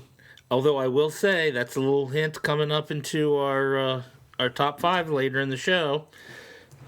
Transcripts? No. Oh, okay. The review. Oh, okay. Well, let's just say I might have an honorable mention of Adam Sandler's career. Oh, well, you just gave it away. I see. All right, next we got from Kevin at Cincy Explorer. He says, anyone ever try to understand telling of time in the Star Wars universe? Seems the sheer mechanics are mind-boggling. I do agree. I don't know how long hyper speed, or what do you call it, warp speed, or whatever. Warp speed. Yeah. Like, Ludicrous speed. yeah, I don't understand how long it takes you, because it seems like you're traveling through the hyperspeed for a long time or whatever. I don't know. I don't know about this year. I've never seen a clock in the Star Wars universe. Well, I know everyone's complained about Empire Strikes Back, how like Luke's training apparently takes as much time as it takes Han Solo to fly to Bespin. Because it's a montage! Everybody needs a montage. But it's like, okay, so apparently their hyperdrive was shut down for weeks while Luke trained. Maybe. Maybe. So there is no time telling. No. Well, They tell time like the Jeebus people do. Yes. 47 hours is a day. Mm-hmm. Is there a 0 hour, or did they just start at 1? Let's not talk about 0 hour. That's a DC comic series. But that is true. I have never seen a clock in the Star Wars universe. No. Lots of sundials. The closest thing that you have is when Han and Chewie are setting the bombs in The Force Awakens. Because they're actually setting timers on them. Oh, yeah, they are. Yeah. I think that's the only time that there's a timer or a clock or a reference to measured time in all of the movies. Yeah, I can see that. That you might be right, actually. Mm-hmm. Well, there's timers. Isn't there timers on when they blow up in Return of the Jedi? They blow up the shield generator. Han and Louis. Han and Louis. Chewie. Han and Chewie. They tell time by seasons on Tatooine. You know, if Luke can stay on for just one more season. It's true. That is true. Harvest. But we don't know how long that is. No, we have no clue. We don't know how long a day on Tatooine with its double suns before you is. can go to the Starship Academy or whatever the hell it's called. Oh, but Big's got to go to the academy. What do we got next? Next from Nick Albright. Ooh, you know what? I got something. Oh, you do? Yeah. Maybe. Maybe as soon as you can figure out how to work your phone. Yeah. Royalty-free sexy music. Just Google it. I did. Yeah. What do we got? Nick Albright, sexy question for Jeff. We put this in hibernation because Blake was gone. Yeah. But now he's thawed out and raring to go. Yeah. Yeah. All Ivanka trumped up. No. Wrong thing. Oh. Read. He says, Jeff. Oh, baloney in my face. Ooh. Yeah. Are all bad. Whipped cream, baby. Movies Lick it off my beard. better Yeah. with a second Slab of bologna. viewing Oh, yeah. from Jeff's 2.54 centimeter Do it to fan. me, baby. The answer is actually no. Bad movies tend to get worse with multiple viewings. Unlike this music, it sounds just like- gets better. That sounds like a generic Sade. But it's free. Yeah, It is royalty free. generic Sade. The sweetest taboo. We still have another minute of this. Yeah, this one is taboo. That would have been perfect for a Nick Albright question for you. Hey, we got great. royalty free music. Damn it, we're going to use it. Damn it. All right. The thing is, you use the crap out of it when you're paying royalties. You don't have to keep using the royalty-free stuff. Yeah. When you're paying won't for stop. it, you use the crap out of it. When it's free, you ditch it as soon as you're done with it. It's called Sexy. Royalty free music. Sensual. It failed. Oh, yeah. Welcome back, Nick. We had to keep you on the back burner until Blake got here. That's right. All right, from Besotted Geek at Besotted Geek Pod, Riverdale. How many Emmys should it win? Will it win? I know it's early, but I feel it's time to get the word out. 0 and 0. 17. It will take place. It will top Gotham as a Hobie winner. No. No. Oh, yeah. Nope. Oh, no. Riverdale. It No. will not win a floppy. Skip the next question. Let's go to Professor number 1. All right, going to profession number 1 from Dr. Number 1. Says, I don't really have a question. I just want Blake to comment about this. The new Mexican cave spider, you know, as if there was an old one, is related to the notorious Brazilian wander spider, whose venom can kill a grown man, but not before giving him a 4-hour erection. This is true. The difference with the Mexican cave spider is that it won't kill you like his relative, but will give you a 4-hour erection. Hashtag weird facts. So it's pretty much a Cialis spider? What do you think about that? Viagra arachnid? This is the origination of the Spanish fly. Oh. Yeah. So Bill Cosby's a big fan of this. Yeah, exactly. Okay. Allegedly. Allegedly. Yeah, exactly. Would you, if you were having trouble and you're like 80, would you let a spider bite you just to get this going? If you were with a woman friend? Just saying. That's what Viagra's for nowadays. Yeah, I mean, but in the say- old days, you probably had to get the spider. Say you couldn't run out and get any, okay? No, But you Viagra. have plenty of Mexican spiders Oh, around. who doesn't? But you see this new Mexican spider walking around, and you're like, you know what? I could get this. Oh, up. is it a Mexican spider or a New Mexican spider? Wasn't really clear in the story. Yeah.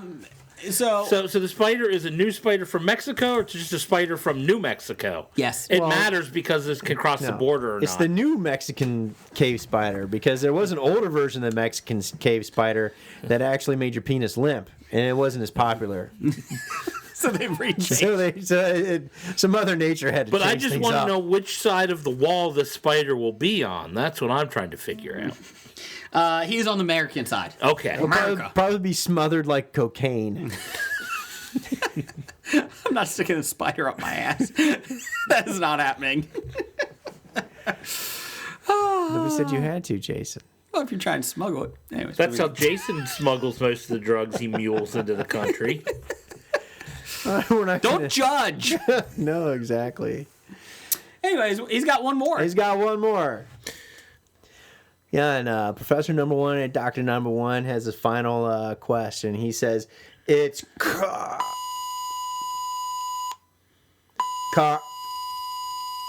birthday today. Make sure you say happy birthday tonight. Go fuck yourself. Nope. Not gonna happen. Notice he was kind of tricky trying to make us to say the name. The person we shall not name. Trying to get Ever. us to say The that family who shall K not word. the family who shall not be named. Okay, there you go. That's your listener feedback. That was exciting. That's right. We got some face off though, from Dev. Oh. Face off is you send us some two people, could be instruments, doesn't really matter. Two anythings, Yeah, and we put them together in a battle to the death. and we pick who wins. Glock versus Remington. Glock. Why is this even a question? thinking the Remington Steel could win. No. Oh. You don't think Remington Steel can beat John Glock? No. In a fight? No. These are pistols. Do you think he could beat... These are pistols. Do you think What are Remington talking Steel about? could beat John Cock? These are handguns. Oh, sorry. I have no opinion on what handgun will beat what other handgun. I'm going with the 22 rifle wins. I'm going with the 22 rifle. Let's see. So Glock wins because No. Blake is our expert, so it's going with Blake. Joe Biden versus Mike Pence. Straight up street fight. Who wins? Leave your politics at the door. Mike Pence plays dirty. He wins. I'm going to say... Gas attack. I'm going to go with Mike Pence because I think he does fight dirty too, like Blake. So I'm going with that. I'm going with Mike Pence. No, actually, you're both wrong because Mike Pence is going to start the fight out with a prayer to Jesus, and Joe Biden's a leftist, and he doesn't play fair, and he wins. Oh. And if Joe gets beaten up, he can take his subway home. So what you're saying is praying to Jesus won't help you win in face-off. Not against liberals. But they told me that if you pray the gay away, it works. Oh, no, it doesn't. I'm going with Mike Pence. I think he could. I think he's dirty. He'll play dirty. Yeah. And he'll bring his wife along because he can't have conversations with anybody without his wife there. So she'll join and it'll be like a handicap match. That's what I'm going with. But if Jill Biden gets involved, she wins. She beats all three of them up. Yeah. She'll even beat up But the problem is there's some goofy things going on in the Bidens with his son and the ex-sister-in-law. I don't know. I don't know if I can root for that. It's a little creepy. Let's do some news of the geek. It's time for another installment of the News of the Geek. So Blake submitted this news article, and this quite possibly might be one of my favorite news articles of the past year. I think it's awesome. It's the greatest thing ever. I want to know what 365 thinks about this. The contestants of just to let you know, we are on nerdly.co.uk for the British chaps, so good day. Hello, Vicar. Hello, Governor. Good day, mate. So let's know what you think about this. Yeah, you cheeky monkeys. We're also on WeBeGeeksPC.com Bloody brilliant. Wanker. and Tangerbound Network and Danger Entertainment Network Danger Entertainment. and Geek Life Radio, 10 a.m. Eastern, 9 a.m. Central. Yeah, Anyways, every Friday. it is pretty nice to be back on is. be back podcasting and saying thank you to everybody that listens to us. We really appreciate it, whether you came across us intentionally or unintentionally. But if you We'll get to the history, people. that's right. We'll eventually get to history. But Yes. in the meantime, if you like us, you should tell a friend and have them listen to us. And then they can write a review. And then, They can apologize. yes, for making In that order. In that order. And then they tell a friend, and then they tell a friend, and then it's like telephone. and so on. But if it's like telephone, they'll be listening to the wrong podcast because they misunderstood what Well, you said. a lot of people think we're history. Hey, wait a minute. There's one person that's going, this is a history podcast. They do talk about it. They talk about Charles Dickens. I just got to wait for it. There's a lot of bullshit they get through. Let's see here. The contestants of a British reality show that marooned them in the wilderness for a year as a social experiment have returned to civilization, only to discover the TV series was taken off the air several months ago and no one bothered to tell them. Per Variety, the Channel 4 program, Eden, assembled 23 men and women and dispatched them to a remote corner of the Scottish Highlands, where they were told to set up a self-sufficient community. The group Sufficient. The group was cut off from any contact with the outside world and had to decide on their own rules, laws, and build their own shelter and grow their own food and raise their own livestock. Decide our own rules? I can kill whoever I want type There you rules? go. All right. How many just want to watch the one run? The year-long experiment was recorded by a four-strong crew, By a 4-strong crew. as well as personal cameras and a fixed rig.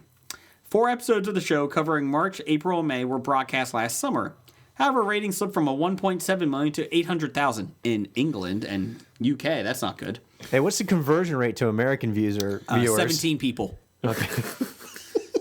Leading Channel 4 to pull the plug. The twist is that no one bothered to tell the remaining contestants. It kept going without telling them it was who canceled. reportedly endured boredom and infighting, were reduced at one point to eating chicken feed, and only emerged 3 weeks ago from their less than splendid isolation to discover that their fellow Brits voted to leave the European Union, and Donald Trump was president of the United States. How many of them voted to go back into the Scottish Highlands? Can we do a second season? I'm wondering, did Brexit lose by 23 votes? Because maybe they can get a revote. Yeah, they didn't get a chance to vote when that have turned the tide. Channel 4 has not commented on the situation, except to say that it would air footage covering the whole experiment later this year. No comment. No comment. According to You media mean you reports, had me out there for an entire year suffering for the entire year and it wasn't even on TV? What do you have to say about that? No comment. According to media reports, there are plenty of lows. 13 of the 23 contestants quit the show during the year as sexual jealousy, Sexual jealousy. Notice that's the first problem. infighting, and hunger took their toll. Tara Zielman, the first to quit, claimed she had been bullied, while local residents around that area where they were filming said the contestants were caught smuggling in junk food and alcohol. And wouldn't let her have the conch.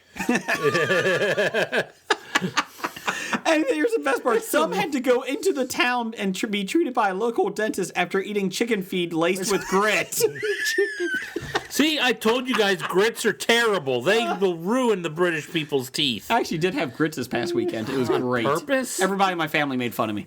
Anyways, They so made fun of you? Wow. they're Okay. like, why? Why would you eat that Well, crap? I don't know why you would eat that crap, but it's terrible.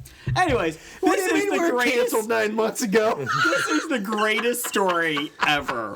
And I like how. Could you imagine, like Channel 4 was wouldn't like, let me have the conch. They wouldn't let me speak. I quit. I think it would be funny, like in the Channel 4 boardroom, they're like, hey, that Eden show, I'm trying to do a British version. I can't do it now. Good day, Vicar. Yeah, exactly. You know what? That has some low ratings. Let's go ahead and cancel that show. Let's just do it. We just have to pull the plug, right? Yeah, let's go cancel it, see? Yeah. Yeah. The British execs sound like the Sony execs. So go ahead and cancel it. We just have some handy cams out there, right? Yeah, that's fine. Okay, let's just leave it like that. Sir, should we tell the people out there? No, they'll understand, right? Right? They'll be fine. You know, I feel worse for the 4 strong crew members. I got it. I got it. Send an email. Tell them it's canceled. Sir, they don't have email. All right, next question. How about carrier pigeon? Can we You do a guys carrier didn't get our pigeon? email? You guys could have quit at any time. We sent an African swallow with a note. Just because you guys were too stupid enough to set up factories to build computer machines, Technology. yeah. Just because they couldn't build an internet. Look, Al Gore could. You know, all they really had to do was send a representative to another country and negotiate with them. They killed the ambassador. They actually did send somebody from Channel 4 and they killed him and ate him. They're cannibals. They turned into cannibals. They don't show that part. Do you ever see Johnson over in Section 5? Did he ever come back? I don't think he did. They said 13 of the 23 quit. I think like 3 quit and 10 were eaten. See, I like how there's 23 contestants, and notice the first thing is sexual jealousy. So that means there's like, what, 12 and 11? Yeah. Oh, 12 and 11 different genders? But come on, you had to have people from the whole spectrum. There had to have been, gay and lesbian people. Binaries? Exactly. Walking trees. Furries. Walking trees? Furries. Furbies. Had to be in there. Yeah, was rabies one of the reasons people quit? Seriously, is my favorite article. Just because I'm like, how do you not tell them? Channel 4, how do you not tell them? Remote quarter of Scottish Highlands. African swallow. We said an African swallow with a note. Yeah, we ate that bird and burned the paper for fire. For warning. I like how they had to go to the Come out, dentist. you're like, oh yeah, by the way, we're not in the EU anymore, and Donald Trump is president. Fuck this bullshit, this bloody hell. Fucking wankers. Yeah, that means they missed even their new, what do you call it? Prime Minister? Prime Minister. Yeah. Prime Minister. Oh, she's a piece of work too. Here we go. Oh, what do you mean? Carrie Fisher died. Oh, fuck. I'm going back. Sci-Fi Channel, Sci-Fi, announced the new season of 12 Monkeys has been greenlit for a fourth and final season, and comes ahead of the season premiere, the Thrillers. Yeah, the Thrillers' third season that just started. Sci-Fi is trying something new with 12 Monkeys this year in what they are calling a full-season linear binge. I put this on there because you're a 12 Monkeys fan. Also, they're dipping into the Netflix realm. So 12 Monkeys airing every Friday for 10 weeks. The show will air the entire third season over the course of 3 days. First 4 episodes will be shown on Friday, May 19th at 8. 3 episodes apiece will air on Saturday and Sunday in the same time slot. There's no word yet if 12 Monkeys is merely testing the waters for future sci-fi productions, or To follow suit. yeah, or a one-off experiment in merging cable television with modern-day audience binge sensibilities. This is an interesting thing. I think a lot of it has to do with the shit that if you're a 12 Monkeys fan like I was, you lost more and more interest as the plot and the storyline got more out in left field. Would you watch this now so that you could finish the whole season? This is the only way I would actually watch the fourth and final season, because at the end of the third season it was so predictable. I was like, if they go down this road and it's this and they end it like this, I'm going to be pissed. And that's exactly what they did. I'm like, all right. But would you set aside a whole weekend just to watch this at night? Or you just go on DVR and then that way you have all the episodes? I would Watch it at DVR your it leisure. and watch it at my leisure. Yeah. If It's I an can- interesting concept. Well, think about the success Netflix has had with this, with the binging that everybody does, I mean, it's one thing to get your favorite episode once a week and wait for it, but it's another thing to be able to, camp inside your house for an entire weekend and stay on the couch and watch. I feel like some shows, though, you need that week. Like Sons of Anarchy. You need to like to be part of the culture. The sharing culture, the discussion. It's like if one person watches it all in one weekend, another person watches an episode. You can't talk about discuss it. There's no water cooler talk. Exactly. It kills water cooler discussion. It kills a podcast. It does. Jason and I can't talk about it for weeks on end. Yeah, I wanted to talk about Luke Cage all this time. All Jason's this time, you're right. But now I forgot everything that happened. Now I don't want to talk about He's Luke invincible. Cage. I want to talk about 13 tapes or whatever. Reasons why. Yeah, that's it.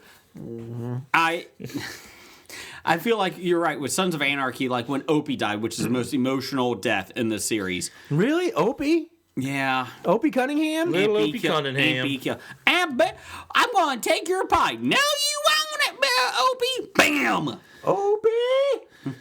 I just killed you. I'm going to say, does that Opie killing B or B killing Opie? Yes. But anyway, what?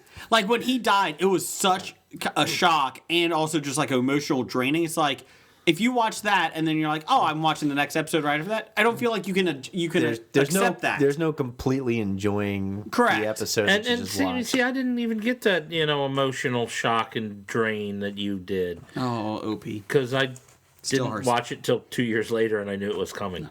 I got this. I didn't because I guess people were talking about that there could be a death that night, but they didn't know who. And I didn't see anything on social media that day. I didn't look. And then I'm watching, I'm like, yeah, this is a good episode. Wait a minute, what just happened? He's not dead, right? I know he got his head bashed in, but he's fine. Oh, no, he's Didn't dead. kill him. It was a flesh wound. Just a finish. News of the weird. As if we haven't been weird yet. Per Curious Mind magazine. Curious Mind magazine. Curious. Yeah, I like this one too. Bank of Canada is pleading with Star Trek fans to stop spocking its $5 bills. Since Leonard Nimoy's death, Canadian folks have been spocking the hell out of the $5 bill that features a portrait of Canada's 7th Prime Minister, Sir Wilfrid Laurier. Laurier. I was going to say it right. Oh, I don't know if I'm saying it right. It's either Laurier or Laurier. Second one.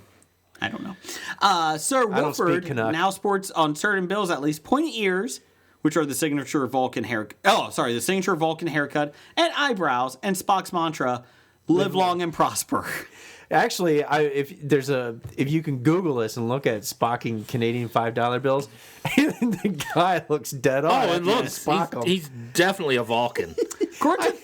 And then the Canadian government deals it in the only way possible. According to the Bank of Canada, it's not illegal to do this, but there are important reasons why it should not be done. Quote, no, this is them quoting. This quote, sorry. There are important reasons why it should not be done. Writing on a banknote may interfere with security features and reduce its lifespans. It's a $5 Canadian bill for fuck's Markings sake. on a note may also prevent it from being accepted in transaction. No. Furthermore, the Bank of Canada feels that writing and markings on banknotes are inappropriate as they are a symbol of our country and a source of national pride. Why did they just, unquote, why didn't they just say, go ahead and fuck this up because we're screwed, we're like the bad teacher. Like, I telling you not to guarantee you do- Spocking's doubled since the Bank of Canada released that statement. We would like to tell you that you really, really, really shouldn't do that. And what happens when you tell somebody not to do something? And if they do it. I don't We're know. going These to are write you a Canadians. letter stating that we're very, very angry with you. We are we're not angry. They we're are just Canadians, though. disappointed. They are the most polite people out there. Yeah, and if this is the biggest thing You that's going won't on in receive Canada, a citation, but you'll receive a lecture stating that we really, really, really expected more out of you. can I walk away when you're giving me the lecture? Well, yeah, I guess you could, but it doesn't really. But you really Never should mind. listen, because it would be the polite thing to do. You know what? Fine. See if I give you any tire money. That's it. It's out. No tire money for you. And the Oilers are on in 5 minutes. Bye. Quickie here. James Gunn has agreed to direct Guardians of the Galaxy 3. He just signed on. Yay! So they're already making a third. Yep. So will this be teenage angsty Groot? Oh, I hope not. I'm actually looking forward to Baby Groot. I think he Oh looks no, I fun. look forward to Baby Groot, but you can't have Baby Groot, from here on out. He's got to age. Yeah. Well, So- trees take longer to grow than humans But do. I just, so what- it could still be Baby Groot. I just want to see teenage Groot where he just sits around moping, going, "I am Groot. Yeah. I am Groot. I am Groot." It's gonna be sapling Groot. By then, they're going to turn him into firewood. Fuck you, Groot. I love Groot. Or a toothpick. Let's hear some from network promo sponsors. Hey, Hobie listeners. Wait on September 22nd through the 24th. If anything, if you're in Cincinnati, you should probably come to the Cincinnati Comic Expo at the Duke Energy Center. It's a fun-filled weekend with lots and lots of fellow geeks and nerds. Here's some of the stars coming. Julian Glover from Indiana Jones and the Last Crusade, from Game of Thrones. He plays the Heatmeister, I think. We also have Greg Capullo, the artist from Batman. We got John Ratzenberger, Cliff Clavin himself, and in every other Pixar films. Wish I should probably lead with that instead of the Cliff Clavin, because no one has seen that in years. We also have Adam Hughes, who was on Wonder Woman. And we got Carrie Yules from The Princess Bride, Robin Hood, Men in Tights, and many other films. So, if you're in the Cincinnati area, September 22nd through the 24th, 2017, go to the CincinnatiComicExpo.com, get your tickets, and we will see you at the expo. Do you ever wonder when Spider-Man goes to the bathroom if the toilet paper sticks to his fingers? Do you ever wonder why Superman wears his underwear outside of his pants? My name is Imran. My name is Anthony. He's the Jock. And he's the nerd. And we're your hosts for the Jock and Nerd podcast, where we sometimes try to attempt to answer these questions. This is a full spoiler podcast, and we swear a lot. Check it out for awesome geek news, interviews, and comic book reviews. Visit jockandnerd.com. We are your superhero TV, movies, and comic book culture curators. Boom. Jockandnerd.com. Jock and Nerd. It's time for Box Office Bombs. Well, not a whole lot of bombs, considering the Fate of the Furious decided to set records this week. Not domestically. No, but, domestically, the Fate of the Furious, number one this week, obviously. It made $100.2 million in its opening weekend of its $250 million budget. Worldwide, $523 million? I thought it was 532, something like that. Yeah. Something like that. Oh my God. Broke the record. Broke the record. Beat Star Wars The Force Awakens. Unbelievable. Why are people still going to this movie? This shocks me. Well, I'll put it this way. It's the 8th movie. That was the 8th Star Wars movie. And this is the beginning of a new trilogy. Yeah. Actually, that was the 7th Star Wars movie. I was counting the cartoon. Oh, good, yeah. The Clone Wars cartoon was a Star Wars movie. Good job. So. Okay. Calm down. Yeah, I know how to count. Nah. Yeah. Well, here's a number one for you. Oh, jeez.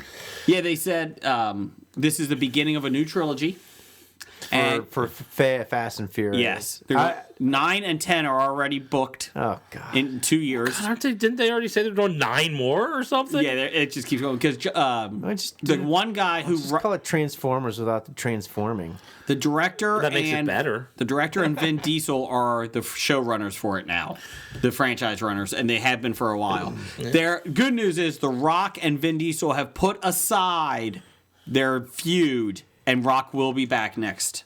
Good, because No, that feud was stupid. Yeah. The trailer made me laugh Yeah. physically. I mean, they I brought would it- not pay money to go see this movie. It was a submarine. And there's a giant wrecking ball. Came in And, like and a there was a scene where the car was, I don't know what, impaled or stuck with 5 chains. What the fuck is this shit, man? It was awesome. It's like the car was going to be drawn and quartered.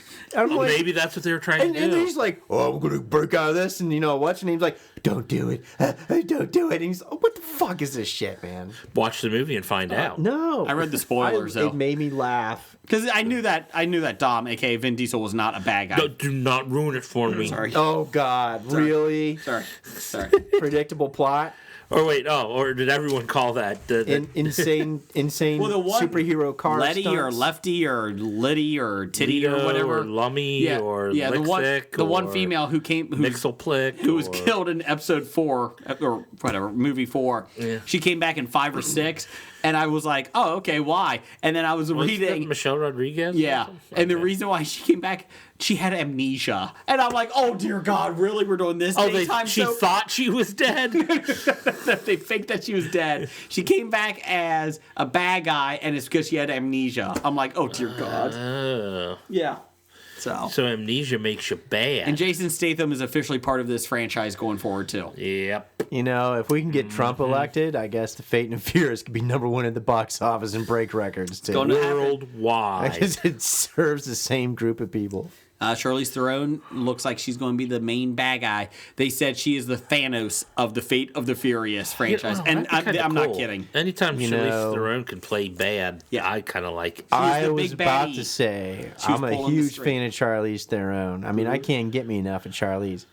She would be But on I your will list not if see you were her allowed in to this have one. movie picture. She was so hot in I think she Monster. just dropped out of my top 5. Oh, and Monster. Oh, that's so hot. Oh, yeah, baby. As bad as the movie was, Snow White and the Huntsman, she was good in it. Yeah, she was, baby. In Fate of the Furious, supposedly she's the one pulling the strings in the last 4 movies with the bad guys. Ooh, she pulled my strings. Sweet. All right, moving on. Rounding out the top 5, people for some stupid reason are still watching Boss Baby. Quit it. $15.5 million for a total of $116.5 million. Beauty and the Beast made another $14 million, a total of $455 million, and that's just domestically. That's impressive. Wow. Smurfs: The Lost Village made another $6.5 million, a total of $25 million. Time out on a budget of $60 million. how awesome is that? They said the Smurfs. They said they were kind of surprised it bombed again. I don't know why. I don't know. Is it doing When anything you've got overseas? quality decent, but movies not- like The Fate and the Furious out there, I mean, geez. Smurfs might be doing great. In I think like it's only made Denmark 30 or million something. overseas, and so they said that's still not budget. No. And Going in Style made another $6.5 million, a total of $23.5 million on a $25 million budget. Who's watching that film? Old people. Morgan Freeman fans? Yeah. I guess. Yeah. People who didn't see Bucket List. Say, I didn't see Bucket List. I better go see Going in Style. You know what? I fucking hate Bucket List. Never saw it. You know why I hate that movie? Because everybody fucking goes, I want to cross that off my bucket list. Oh, shut the fuck up. I can write Bucket List off my bucket list. I'm 27. I'm crossing that off my bucket list. Are you dying soon? No, then shut the fuck up. You don't know. You don't know if you're dying soon. Paul Walker didn't think he was dying soon. Yeah, he had to get into it fast. He was. The people on my top 5 list didn't think they were dying soon. He just went too fast, too furious. Well, maybe some of them did. But anyway, upcoming. Since Blake did his homework to see what these movies are. Yes. Born in China. Born in China is a documentary about rare animals like the snow leopard and pandas that are born in China, and it stars The Office's John Krasinski. It's a documentary from Disney. They bring out one every Earth Day, Ah. and they donate some of the proceeds. That sounds interesting, but I think I'd rather watch Kung Fu Panda. I think it'd be better if they It's a had documentary too. John Krasinski doing his character from The Office Just looking doing the weirdly at the Jim documentary. Halpert. Yeah. the baby panda tumbles over. You go to plays Jim. pranks on the other leopard. The panda rolls over and falls down a hill. You just go to Jim and he just He looking at smirks. smirking. It takes the panda's food dish and like puts it in Jello. You know, puts You it in see a block Dwight of Jello. kill one. just picturing bamboo stuck in Jello. I just hope The we don't. panda doesn't know what to do. You know, just hope 'cause we- it's never encountered Jello before. I just hope we don't get any panda vagina. Stars. Oh god, giraffe. Vagina. Draft. Giraffe. Also coming up, Free Fire. What the hell is Free Fire? This movie takes place in Boston in 1978, and in which I'm it's out. a gun. No, actually, it looks really good if you Okay. go look at the previews. It's actually Who's in it? I am actually interested in this movie coming out. It's weapons dealers and IRA guys where the deal goes bad in a warehouse. Is and this it's Christian got, Bale? No. It's got Cillian Murphy. Oh, You know, in it. You know, the most underrated actor of our time. You know, as we discussed a couple of Yeah. podcasts back. You know, and and it's got Brie Larson. Yeah, Brie Larson. Why do they have to set movies in Boston? No one wants to watch movies set in Boston. Because this is about Irish and IRA, and what better place to They're go not to than Irish, it's Boston crap. because they're Celtics. How about go to Ireland if you're talking about the IRA? No, because there's IRA sympathy supporters in Boston. Don't you know that? I know that, but went to- screw Boston. I went to It's not as Yeah. good as they think they are. I went to an Irish shop. Except for the Patriots. Well, Well, shut and up. except for Red Wait. Sox. I would say except for the and- Patriots, wait. but the Patriots aren't in Boston. They won more Super Bowls than But they're in Foxborough. They're not Boston. That's true. And they are more New Englandy. Yeah, they are New England. So I went to Tennessee because when you think Tennessee, you think Irish. Titans. Yeah. So I sorry. went to an Irish shop. It's all Ireland, and there was a shirt that I thought was kind of humorous. Difference between a kilt and a dress is what's underneath it. I thought that was funny. So moving along, The Promise is also coming out this week. Promise never to talk about that again. This is very controversial, actually, believe it or not, because this is the one that has the Christian Bale in it. Okay. And actually, it's a love triangle. This is crazy. It's a love triangle set during the World War I and the Ottoman Empire during the Armenian genocide that was committed by the Turks. Oscar from Rogue One is in it. Poe Dameron. Yeah. Oscar Isaacs. Yeah, I was going to say Nunez, but that was from The Office. Yeah. Now this Got The Office stuck in your brain. this is very controversial because the Turks deny the Armenian genocide, but you talk to an Armenian that's still alive, and an immigrant, it's pretty real.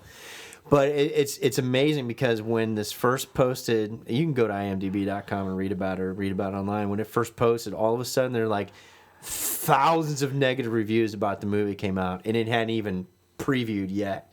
So they think like a lot of the Turkish government's behind a lot of the, fake review. Although news. I do have to ask though, Blake, how many people from that time of the Armenian genocide are still alive? I bet you there's still survivors. I mean, we're talking It's in not the- a complete genocide. There's almost 100 years ago. Yeah, and it was over I bet 100 you there's years still ago. some survivors out there I- that were young, very young. and they're now 126. No. No, but their think it was a ancestors. little I think earlier their before that. ancestors. Oh, so you're saying it doesn't exist anymore? Well, you said the people okay. the people Yeah, are that's upset. right. That makes sense. Yeah, Yeah, well, that never happened because nobody's still alive from that. nobody from that time is still alive. You said because they were getting people from that time were upset. Blah blah blah. No, I didn't say people from that time were upset. I'm talking about the Turkish government and the whole Well, yeah. cultural thing. when you said they were completely upset. denies the fact that they did that and all that kind of stuff. Did you see the last person alive, born in the 1800s, died? We'll did have see to. that, We'll yes. have to. Maybe Dev and the Shot of History can cover this since the movie's come out. It'd be a timely topic for them. Dev, there's your Yeah, homework. first There you correct go. us and then do an episode of Shot of History on it. Say that I'm right, and then correct Jeff, and then do your Shot of History. Now go back and listen to what Blake said. The way Blake phrased I have it. no idea what I said. Well, you know what I meant. No, I don't. I only know what you said. I never know what you mean. Oh, never mind. I may have said Down it the hall. wrong. Stumpy. I'll admit, it may not have came out the way I wanted it to. Okay. That's what she said. Just beat me to it. Moving on. Unforgettable. Unforgettable. This is. I'm sorry. The next one. The next one is Unforgettable. Yeah, this is about Unforgettable. stars your favorite Katherine Heigl. Oh, I already forgot it. Yeah. And she Single white female. No, she's the mean divorcee who wants to make her life difficult for her husband's new wife. Single white female. Without the roommates. Oh, Unforgettable. Because that's one thing to do is just wallow in the past instead of just move on and live your life the best you can. You just have to wallow in the past and ruin the other wish people. I could forget about Move on and Katherine forget about Heigl. them. I already forgot about Katherine Heigl. So. I'm surprised she has time to do this movie because she's doing a lot of kitty litter commercials. So good for her. All right. Buy, sell. Number one, The Rock. Welcome to The Rock. You buying or selling The Rock? I'm buying Alcatraz.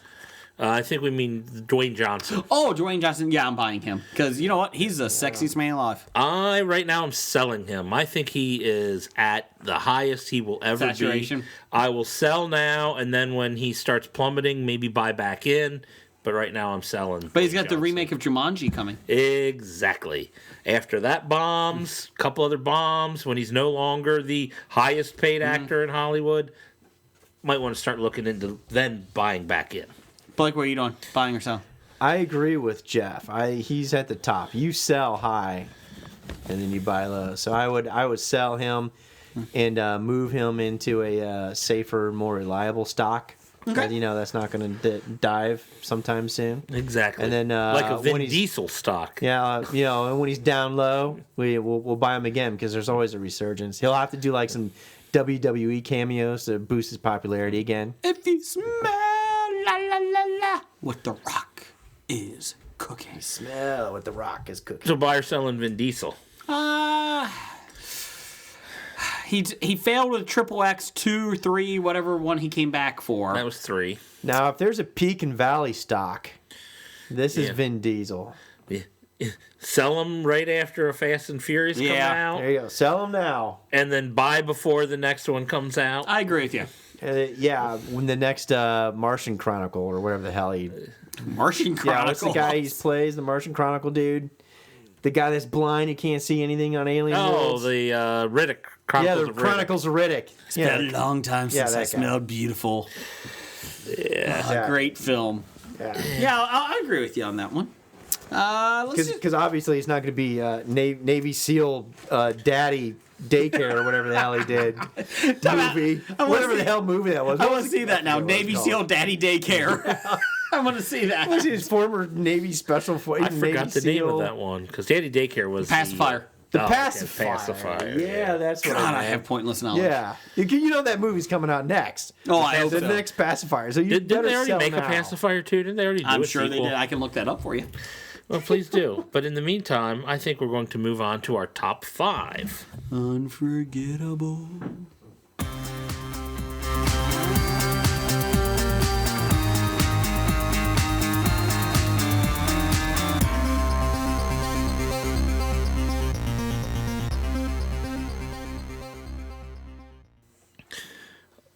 Before we get to the top 5, a couple of things. Pacifier 2 is in development, and that's per Vin Diesel directly. Oh, Vin Diesel's already developing it. So it hasn't been made yet. No. So sell that stock. Sell, sell.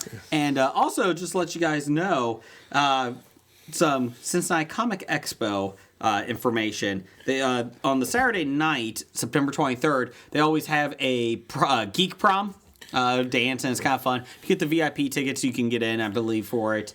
But each year is a little bit different. I think last year was video games. I think they had. Okay, yes. I think they did video games. This year, it's a night of Moogle magic. Muggle. Whatever. It is Harry Potter themed. Harry and I Potter feel like they're prom. doing that just because the 365 Flicks guys are coming over just to see this. So I think be. it could be from that. So it is Harry Potter themed. You can go to CincinnatiComicExpo.com and get your tickets for that. But it's a good time, and it's at the Duke Energy Convention Center that night too. And they just announced it today, so that was some big news. Yay. And keep listening. You can also check out our site because we share all the updates as well through them. And I think they sponsor us. I'm not sure. Just thinking. Yes, so we'll have a little bit more on that, but just wanted to give that little plug out there. So, what's our top 5 this week? Our top 5 are celebrity deaths that saddened us. Aww. The top 5 celebrities who, because of their passing, we were made sad. Aww. Good thing Groot didn't actually die, because he'd be my number 1. That's a good one. As I mentioned before, Adam Sandler's career was on my honorable mentions. Did he have a career? Well, yeah. He started out a pretty good career, and then it died. Well, let me do that again. Ha ha ha ha! Shut up! Perfect. Thank you. All right. Who wants to go first? You. All right. My number 5 of celebrity passing that saddened me was Philip Seymour Hoffman.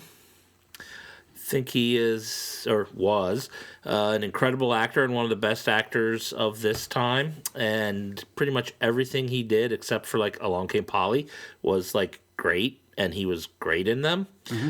And I thought he had a big future of great movies to come forward, but because of this passing, we will never know. You talking about Ben Stiller? No. Along Came Polly? Yeah, he was in that movie. Okay. Philip Seymour Hoffman was also in the movie, and that was the low point of his career. He was a hell of an actor. I just didn't really care. Yeah, I really liked him, and I really thought he did a good job at everything he's in, and I was looking forward to more, but it's not going to happen. I like him. I think he did a lot of good different character roles that he was, showed his diversity in range. It's very diverse and rangy. And I do remember hearing about his heroin overdose and etc. But it took me more by shock than it took me by sad, because as much as I liked him, I didn't sit there and go, "Ah, shit." You know what I mean? I kind of did. I was bummed by it. Yes. Yeah. He's on my honorable mention list. Excellent. He always creeped me out. And normally, I'll say I'm not very sympathetic when you're dying from drug overdoses, but I realize people have addictions and problems, and you hope that people are able to work through them, especially when it is someone whose career you respected. My number 5 is a tie. I Hobie'd it. Of course you did. Yay. Hobie'd it. This one's rough because my favorite role of his, well, he had 2, was from Dogma and from But What a Spoon, Cousin, because it's doll, you twit, it'll hurt more. Okay. That actually wasn't too bad, was it? I don't have no idea what you're doing. Alan Rickman. Oh, Alan Rickman. And I tied it with Robin Williams. 2 comedians together, so fuck you all. He was also awesome in... Is Alan Rickman a comedian? Yeah, I'm going with it. He's in comedic work. He's an actor who has been comedic roles, but I wouldn't call him a comedian. Anyways, I'm going with those two. Those 2 kind of shocked me. Robin Williams was sad because it's like you never know what people are dealing with, and it was just kind of sad to see him. You're an asshole. Why? So Robin Williams is my number 2. No. I mean, Robin Williams is up there, man. The day that the world got sadder was the day that he passed away. I would say that, and he would be higher, but then I saw Patch Adams, and it really didn't make the world better. Now, I know I'm probably going to get a lot of grief or flack from this, but he couldn't go on my list because he actually made me angry. Why? Because suicides make me angry. Oh, we did talk about this on the day. And, for personal reasons or whatever, it just really pisses me off when someone feels that that's their only solution and then leave behind a wake of other stuff behind them. So as sad as it is that we lost a great thing, my first and initial reaction is anger. I'll put it out there, and I know people are going to... No, it's all right. I understand. Anyway, this is a bummer topic. It is a bummer topic. And it's not going to get much better because all these people we're talking about are dead. But yeah, exactly. What's your number 5, Blake? Yeah, exactly. My number 5 actually was, the recent Carrie Fisher. You motherfucker. That's my number 1. Are you fucking serious? That's my number 4. You motherfucker, that's my number one. Oh yeah, so suck it, Blake. Hey man, well, it kind of bums because there's no official Princess Leia left for the last two Star Wars. I don't know who Leia is, but I know Leia. Unless they CGI her, into They the said they movies. won't. Yeah. No. Nope. Then how are they going to Well, get rid they of her? said they how are won't, gonna- but then now they're blah blah blah. Her family said that they'd be fine with it, and so There's no good way to write her off in that series. You can't have her just blow how up would on a she ship die? Yeah, exactly. because then people feel cheated like one of the most important characters in the series, and she dies on a ship. Or they start after the scroll comes after the death of General Leia. yeah, that's And you're pretty like, much oh, what, fuck that! Oh, you know what? That actually could make sense. probably what they'll end up having to After do. they die from grief from losing her husband, Han, Fuck You know, Chewie though. the- She won't hug Chewie. the resistance. Ray! Yeah, the resistance has reached a new low. Oh, you just wrote the episode 9. There you go. I just wrote the scroll for everybody. That's the thing. It's Spoiler like alert! even outside of Star Wars, she was still like so beloved, and Yes, she was. I mean, just talking about the depression and suicide, she was somebody trying to fight. Yeah. Yeah. She was fighting for it. She was making it known that we shouldn't make it a stigma that you might be depressed or have mental health issues. Yeah, exactly. And, I know. and I think just something like that. We lost a voice of something that needed to be heard. And she was happy. She was very funny in Postcards from an Edge. She's great in her I loved her in stand-up. Harry Met Sally. I thought that was pretty Oh, damn yeah, she funny was good in too. that. She was good in that as well. And did you see the was it the documentary that starred her and her mom, Debbie not Reynolds? seen it. I haven't Yeah. seen that now. Well, I'll tell you what, it is kind of interesting, and it does kind of endear yourself to her in some ways, and in other ways you just realize that she's kind of fucked up. Yeah. Which naturally she's inappropriately to say, yeah, you fucked up, but she's had a lot of issues and stuff, and even Debbie Reynolds when they were going to the Lifetime Achievement Awards at the Oscars or something, or the Grammys or something for Debbie Reynolds. Her mom, granted, her mom was, I did the math because I had to look this up, it was 84.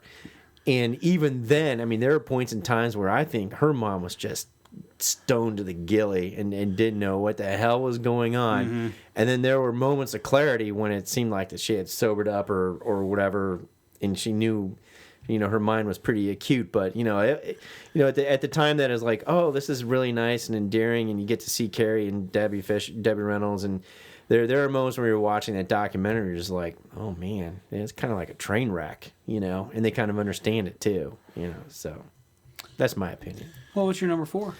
My number 4 kind of bummed me out. This is when I was living overseas, and I was a big, of course, Nirvana fan.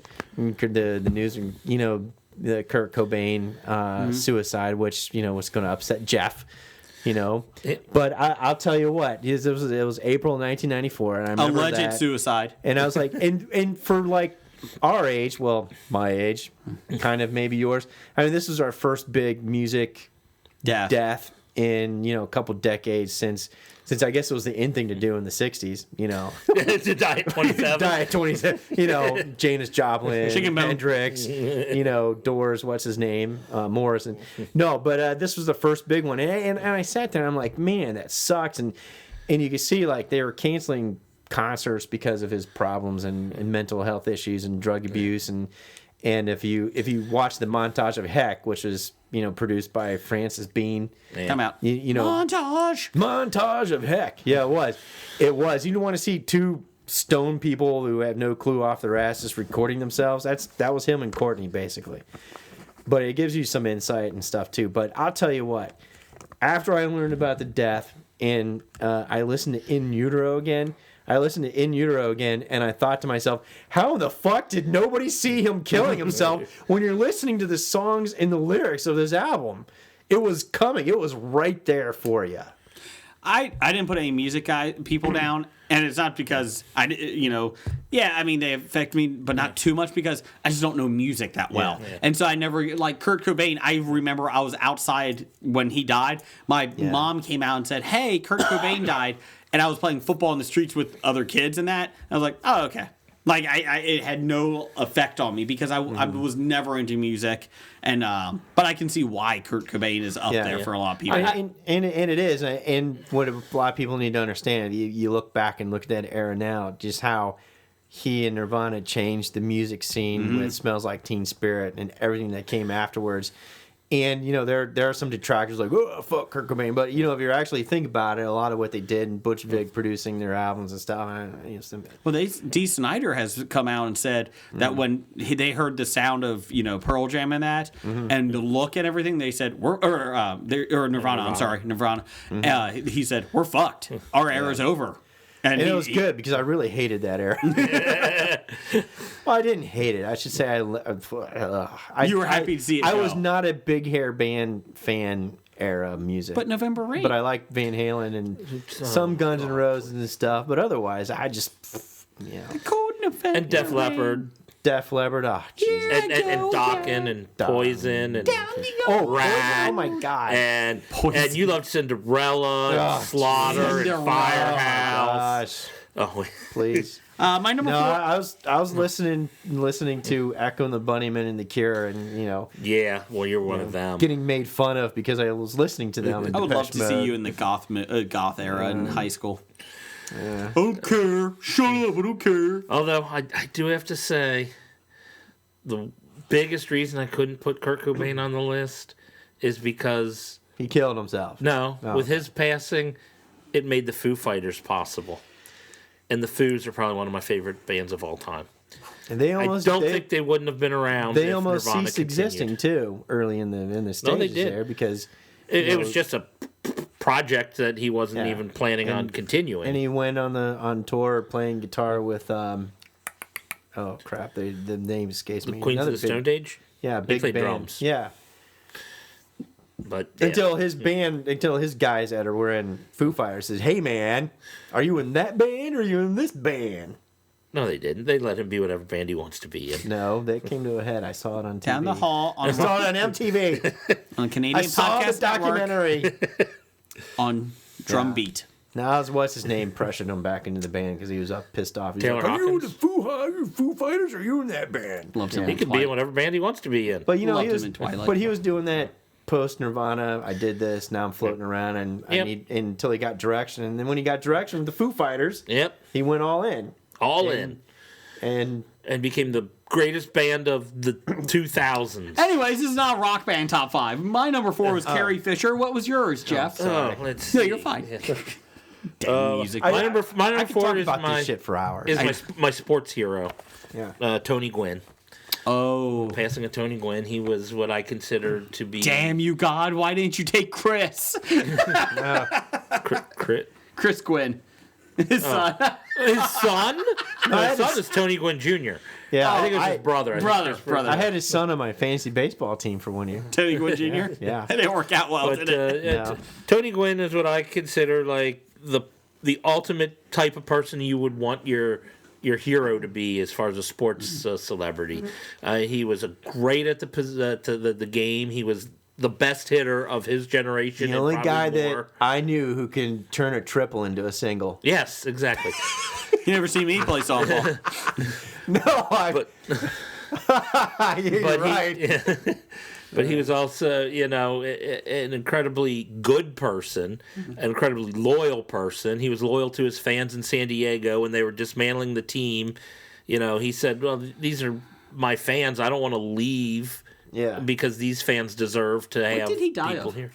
So there's some medical complication or something. I don't know exactly what Heart it was. disease, Yeah. probably. What's your number 3? Diabetes. You're depressing me, making me talk Complications, about yeah. this. It's depressing. Hey, thanks for the depressing choice there, producer. My number 3 is Graham Chapman. Members I forgot about him. Monty Python, and I remember in the mid '90s when he passed. I don't remember the exact time, but it was sad because big fan of Monty Python, big fan of pretty much all the stuff they do solo because I think they're all talented. Yeah. And, just when he passed, A, it was sad that we lost his talent, and B, you knew that was going to be the end of any Monty Python. But they're very funny when they came on with his ashes. Oh, yeah. Yeah, and the But urn. Yeah, I remember that. they weren't going to make any more movies of Monty Python. They might, do a couple of reunions here or there and whatnot, but it wasn't going to be anything substantial. So just the idea that we pretty much saw the last of original Monty Python, it saddened to me. My number 3 was somebody that was snuffed out a little too soon. He was just hitting his peak, and I thought he could do a lot better, a lot more. Was Heath Ledger? That was kind of surprised me. He obviously was just come off Dark Knight, won an Oscar for that. He died before he won the Oscar for it. Posthumous. He died before Posthumous. before it was released. Yeah. But he was just getting into. You know what pushed him over the edge? Knight's Tale. I love Knight's Tale. He did that several years before. He couldn't get over it. I'm sorry. Rock you. He realized he did such a great job in The Dark Knight. He's like, how did I ever make a Knight's Tale? Don't you ever make fun of Knight's Tale. Knight's Tale was great because you saw the picture. It's like, remember that time when the Joker and Wash and King Robert Baratheon and Jarvis or Vision were all hanging out together? That is right. No, sorry. Go ahead. I don't have much to say. I mean, it's just he just did Brokeback Mountain. He just was doing Dark Knight. He was doing the Doctor. The Imaginarium of Dr. Parnassus. That was awful. That was an awful movie. Yeah, it was awful. Maybe that would. I'm trying to get. Yeah. Well, that was by one of the Monty Python guys. Yeah, I actually look forward to that movie. I'm like, oh my gosh, yeah, it's got what's the name from Monty Python? It's Terry Gilliam. Terry Gilliam directed, and it had Heath Ledger in it. I'm like, oh my god, and these other characters. And then was it Jude Law, Johnny Depp? Yeah, I'm like, I gotta see this, and I watch it. I'm like, what the fuck is this shit? It was awful. Terry Gilliam can be a little out there, and B, when you had like 4 people playing the same character in different scenes or whatnot, it was confusing, hard to follow. It was no Brazil. It wasn't. Or Time Bandits. Or Fisher King. What was your number 3? Are you done with Heath? Yeah, I'm done. Yeah, okay. My number 3, I remember this in May of 1998. I was driving through Indiana on my way to Notre Dame. Mm-hmm. I'm sorry. A buddy of mine was getting married there. And Frank Sinatra, the news broke over the radio. Old Blue Eyes passed away, and I was like, that guy was literally an American icon for decades. I kind of feel like he's the Dallas Cowboys of singers. No one voted for them to be America's team. Nobody voted for him to be an American icon. He was. Go fuck yourself, Frank. Yeah. No, I was never a fan. I always thought he was overrated. Thank you. Yeah, because you were young and you're not from the generation that he made. Well, I don't understand the generation because, he's so great, but he's just an average singer. But he was the awesome, not just him singing. No, this is him and what he represented and what he was. I didn't. He was the crooner, man, back in the day. Yeah, I didn't get the crooners. The crooner thing, and then the 60s, the 50s and 60s with the Rat Pack and all that kind of stuff. He lived the life that every man from that generation wanted to live. And then Vegas, STDs, everything. Yeah, I did not live that life. But Mia Farrow. Yeah. Okay. What's your number 2, Blake? All right, my number 2, as I said, that was Robin Williams. Okay. August of 2014. My number 2 might be Jeff's number 2. When the world forgot to laugh. This is the one. It's not because you said you had no musicians on yours. Oh, okay. Well, never mind. This one really kind of shocked me. I was a little bit younger, but it was probably the first celebrity death that really kind of was like, oh shit. Phil Hartman. Love Phil Hartman. You were younger? Yeah. Yeah, Phil Hartman. I knew you when Phil Hartman passed, so you weren't that. I thought you were going to. And that wasn't really? Maybe so. And that wasn't like a drug overdose or suicide or a random act of violence. That was his wife. His wife killed him. She was mentally. Did She was she mentally kill wrong. herself then? Yeah, I think. yeah, I think And it the was sad thing was that they had 2 murder-suicide. kids in the house at the same time. Yeah. No, that was Phil tragic, Hartman. and he was an honorable mention. That's right. I guess it was that. I did know because he was in news radio at the time, and Yeah. it was that was a rough one because I love Phil Hartman. I loved him on Saturday Night Live. He could every time he was in a skit, it was at least better because of him. Even Caveman Lawyer. Yeah, Frozen terrible Caveman. skit, but for some reason he made it, pulled it off. Caveman Lawyer. That was pretty funny. What do I know? I'm just a caveman. What's your number 2, Jeff? My number 2, the greatest voice of all time, Freddie Sinatra. Mercury. Frank Sinatra? Freddie Mercury. Oh, okay. I'm not dying of AIDS. I'm not dying of AIDS. I'm not dying of AIDS. I'm not dying of AIDS. Yeah, I'm dying of AIDS today. Yep. Well, he wanted to keep his. He wanted to keep his thing private. Yeah. But it was like everybody knew. Everybody knew, but And he's like, he didn't want to private, he but- didn't want to be known as, gay or homosexual, but everybody knew. Yeah. But Well, he wanted to be known. He wanted to be known as Freddie Mercury. That was the era he was in, though. Yeah. Yeah. Today, it'd be much more accepting by Oh, yeah, it would everybody. be. But But he wanted to be known as Freddie Mercury. He didn't want to be known as the guy who's this, the guy who's that. He wanted to Yeah, be known as this is who I am. I and control that who I that am. illness has such a stigma back. Oh, in there, certainly. too, But he he was a great musical talent. great I love musical listening talent, to that guy. and obviously recorded that last album knowing it was going to be his last album. Yeah. A la David Bowie Yeah. copied later. Yeah, did later. Yeah, David Bowie almost made my list, but the fact that he got to live a full life. Yeah.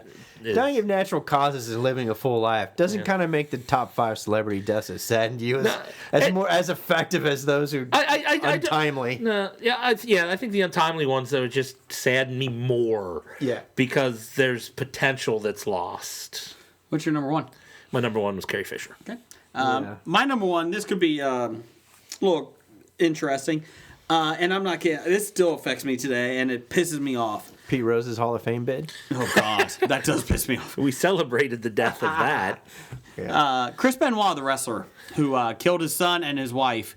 And this still bugs me because he was my favorite wrestler. That is your number 1? Yeah, that's my number 1. Yeah. And he had a lot of issues with concussions and brain damage. Steroids. I mean, the guy fucking jumped from the top turnbuckle and used his head as a weapon on everything. Signature move was the flying headbutt. yeah. So This one really hurt me because when he died, WWE Raw, their Monday night show, came on and had a tribute to him because they did not know what happened. And they thought it was just because he called in that he had food poisoning along with his wife and son that weekend because he was supposed to win the ECW championship when they resurrected the ECW belt and all that. Well, then, obviously, Monday came, they went to his house, and he was dead, and they didn't have, so they did a tribute show. And then after that, they found out what happened, and you will never, ever hear his name on WWE programming again. They've cleaned him from everything. Which- they just now started putting him back on pay-per-view shows and that. So it's well, I mean, it sucks because the more we're learning about the Brain injuries. brain injuries, and the whatever the CTE. CTE, thank you, and looking back on it, it's obvious that CTE had a lot to do with what happened there, and what it does to you, like, really sucks. It's tough because And they made money off the back of him and other wrestlers. Correct. Who get that. So it's like, sucks to say, oh, we're distancing ourselves from you when you're the reason he was in that situation. I just remember the fucking Nancy Grace. She is a cunt, allegedly. And that's the American C word. That's the emergency word, folks. When she, when she kept saying every night, it's steroid, it's roid rage, and it actually came out, no, it was basically his brain was mush from the Yeah, it's concussions. pretty much a CTE. Yeah, I'm fuck sure you. it didn't help. Well, I'm sure the roids roids didn't help, but I'm just Yeah. saying every night, this is a dangerous thing. Why are they wrestling? Shut the fuck up. Go back to, profiting off missing kids. Fucking cunt. Anyways, a little angry at her.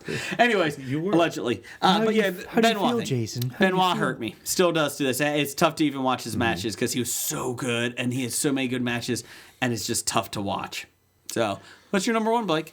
Yeah, my number 1, along the lines of Jeff and the whole Graham Chapman thing and with the Monty Python affecting. This one happened when I was 10 years old, mere days after my birthday. And, when I was young, I knew that the band had broken up, and there was always the hope that they would get together again. Ringo Starr? But when McCartney? when this happened, They're both still alive. when this happened, when John Lennon Somebody was should tell killed, them. John Legend? when John Lennon was killed, and the news broke on Monday Night Football and all that kind of stuff, it shattered, dreams and hopes of millions of fans and people, especially if you weren't fans of the Beatles or just fans of him or just just in general. So that news story broke on Monday Night Football, and you may say, yeah, big deal, but Monday Night Football in the 80s was a big deal. I mean, that was the big draw football game for the week. Dennis Miller. That was prime time. That was still Howard Cosell. Howard Cosell. Yeah, Howard Cosell and Danny Don and all those guys. So, and I was just like, well, shit. John Lennon, the Justin Bieber of his time. I'm about to say, at the time, like I said, Don't even make the comparison. I will jump over this table and start strangling. Hey, I got you a lamp this week. Calm down. I'll break this lamp over your head. Being 9 years old, I didn't know really anything about the Beatles, or I didn't hear that he died. Years later, when I discovered that I liked the Beatles, and then it's like, oh, it's such a shame that we won't get any more from him, and it's a tragedy. Unfortunately, I just was unaware of. Why couldn't you take Yoko? Now, see, my dad was a big Beatles and Stones fans and Dylan, so he'd play his records and play his guitar, and I'd sing along as a kid. So I was like exposed to a lot of early '60s and '70s music, and so I was like a big Beatles fan, obviously, of course. And so when you heard that, you're just like, oh shit, Just picture you singing with your dad, and now 30 years later or 40 years later, you're singing in the basement on a video game by yourself on Saturday night. Should have invited your dad. Wait a minute. I don't sing in rock band. Sorry. I play the guitar. You should invite your dad over. Here's all exactly. What the fuck is this? Give me the real thing. What are these colored buttons? I can't do it. Give me the real guitar. Well, this is a depressing one. We got a lot of feedback on this one. Well, I got some honorable mentions. Go ahead. Princess Die in '97. I thought about that one. No, that made me angry because it ruined my birthday. All right, see? Eventually you became sad about it because it ruined your birthday. River Phoenix. Oh, they're going to say Riverdale. Thank God that didn't cancel River that. Phoenix. Yeah, I didn't really care. No? No. Stevie Ray Vaughan in 1990. Nope. Don't know who that is. John Ritter, 2003. That was another option I was looking at. John Ritter was a little shocker. Brittany Murphy. Nah. No. She kept falling down in her movies. No, but Can't sudden act, I'm news. going to fall. Well, yeah. This is going to make us sound even more terrible than we were, but that's when we were doing our death poll, and Jason took Brittany Murphy off his death poll the year she died. No. Yep. He had her on for like 2 years and then took her off the year she died. Because she was sober. She was sober. Yeah, no, her death's still mysterious. It is. And her fiance died a couple years later. No, a year. Yeah, A year it was later. like within a year or something. Yeah, it was a year. That's a little weird. Mysteriously as well. So it was goofy. Anyone else you got? No, that was my list. That was my honorable mention list that I can think of I that thought you were going to say Prince. affected me. No, I kind of see the thing about most rock stars. This stuff, they're old and they pass away. You're like, yeah, okay, or they overdose, and you're like, okay, yeah, that's what rock stars do. Prince, which was very sad because he was an immense musical talent. Same thing, Michael Jackson, but it was like, yeah, he was fucked up. And he's a musician. Whitney Houston, Amy Winehouse, fucked up, overdose. You're like, yeah, standard. There you go. And same thing, Whitney Houston. Same thing. Bobby Brown killed her. I mean, she died. No. She needed a bodyguard. Kevin Costner wasn't there. Yeah, exactly. So Damn you, Costner. Oh, okay. Let's go with a musician that was unfortunate. That wasn't an overdose or suicide. What about Left Eye, who died? Yeah, fire. No. Crash. Car crash. While she set fire to her Andre house. Rice. She set fire to Andre Rice. She didn't die in Andre that. Rison's house in Atlanta. Shoes. But no, she died while she was doing her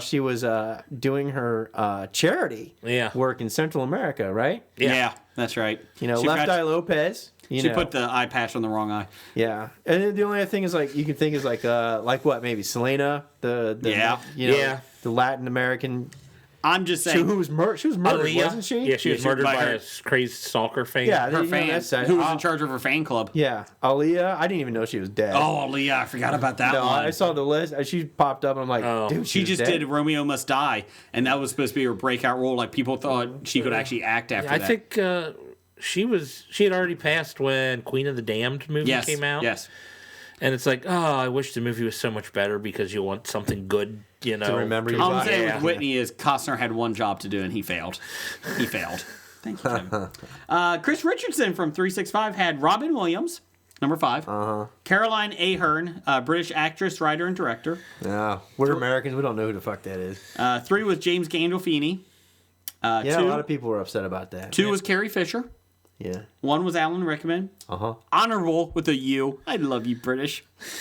Anton Yelchin, who was good. He was. Yeah. Oh, that was the Star Trek dude Yeah. that Star got Trek. run over by his own Saab Yeah. or Volkswagen. Toyota. Toyota. BMW? Stop. We're just going to go through them all. Buick. Nobody has a Buick. It's okay. Some foreign car. It was a foreign car. The brakes didn't work. Liz Smith, another British actress. Who's that?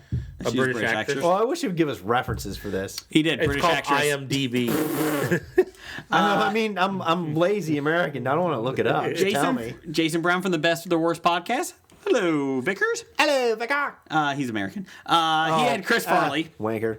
Doctor number Oh one. yeah, Chris Farley. Doctor number 1 had none. Kids with cancer sad to me, not people with overinflated sense of themselves. Hashtag worst top 5 ever. Besotted Greek agreed. Besotted Greek? Yes. Pop Culture Cafe had George Carlin, the only other person I call my hero beside my parents. Oh shit, I forgot about George Yeah, Carlin. I didn't. He was intelligent, wise, observant, and funny as hell. And truth, Probably would have been baby. honorable mention. He spoke the truth. I will say, on the same vein, Mitch Hedberg, when he died Yeah. as a comedian, he was just starting to come into his own. And Randall Holt, Mitch Hedberg. Escalators never break, they just become stairs. That's good. Top 5 from Randall Holt: Phil Hartman, China, Yeah. Ronnie James Dio.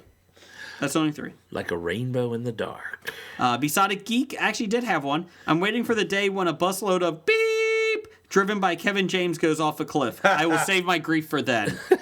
So we appreciate that. We also had Grief for the car.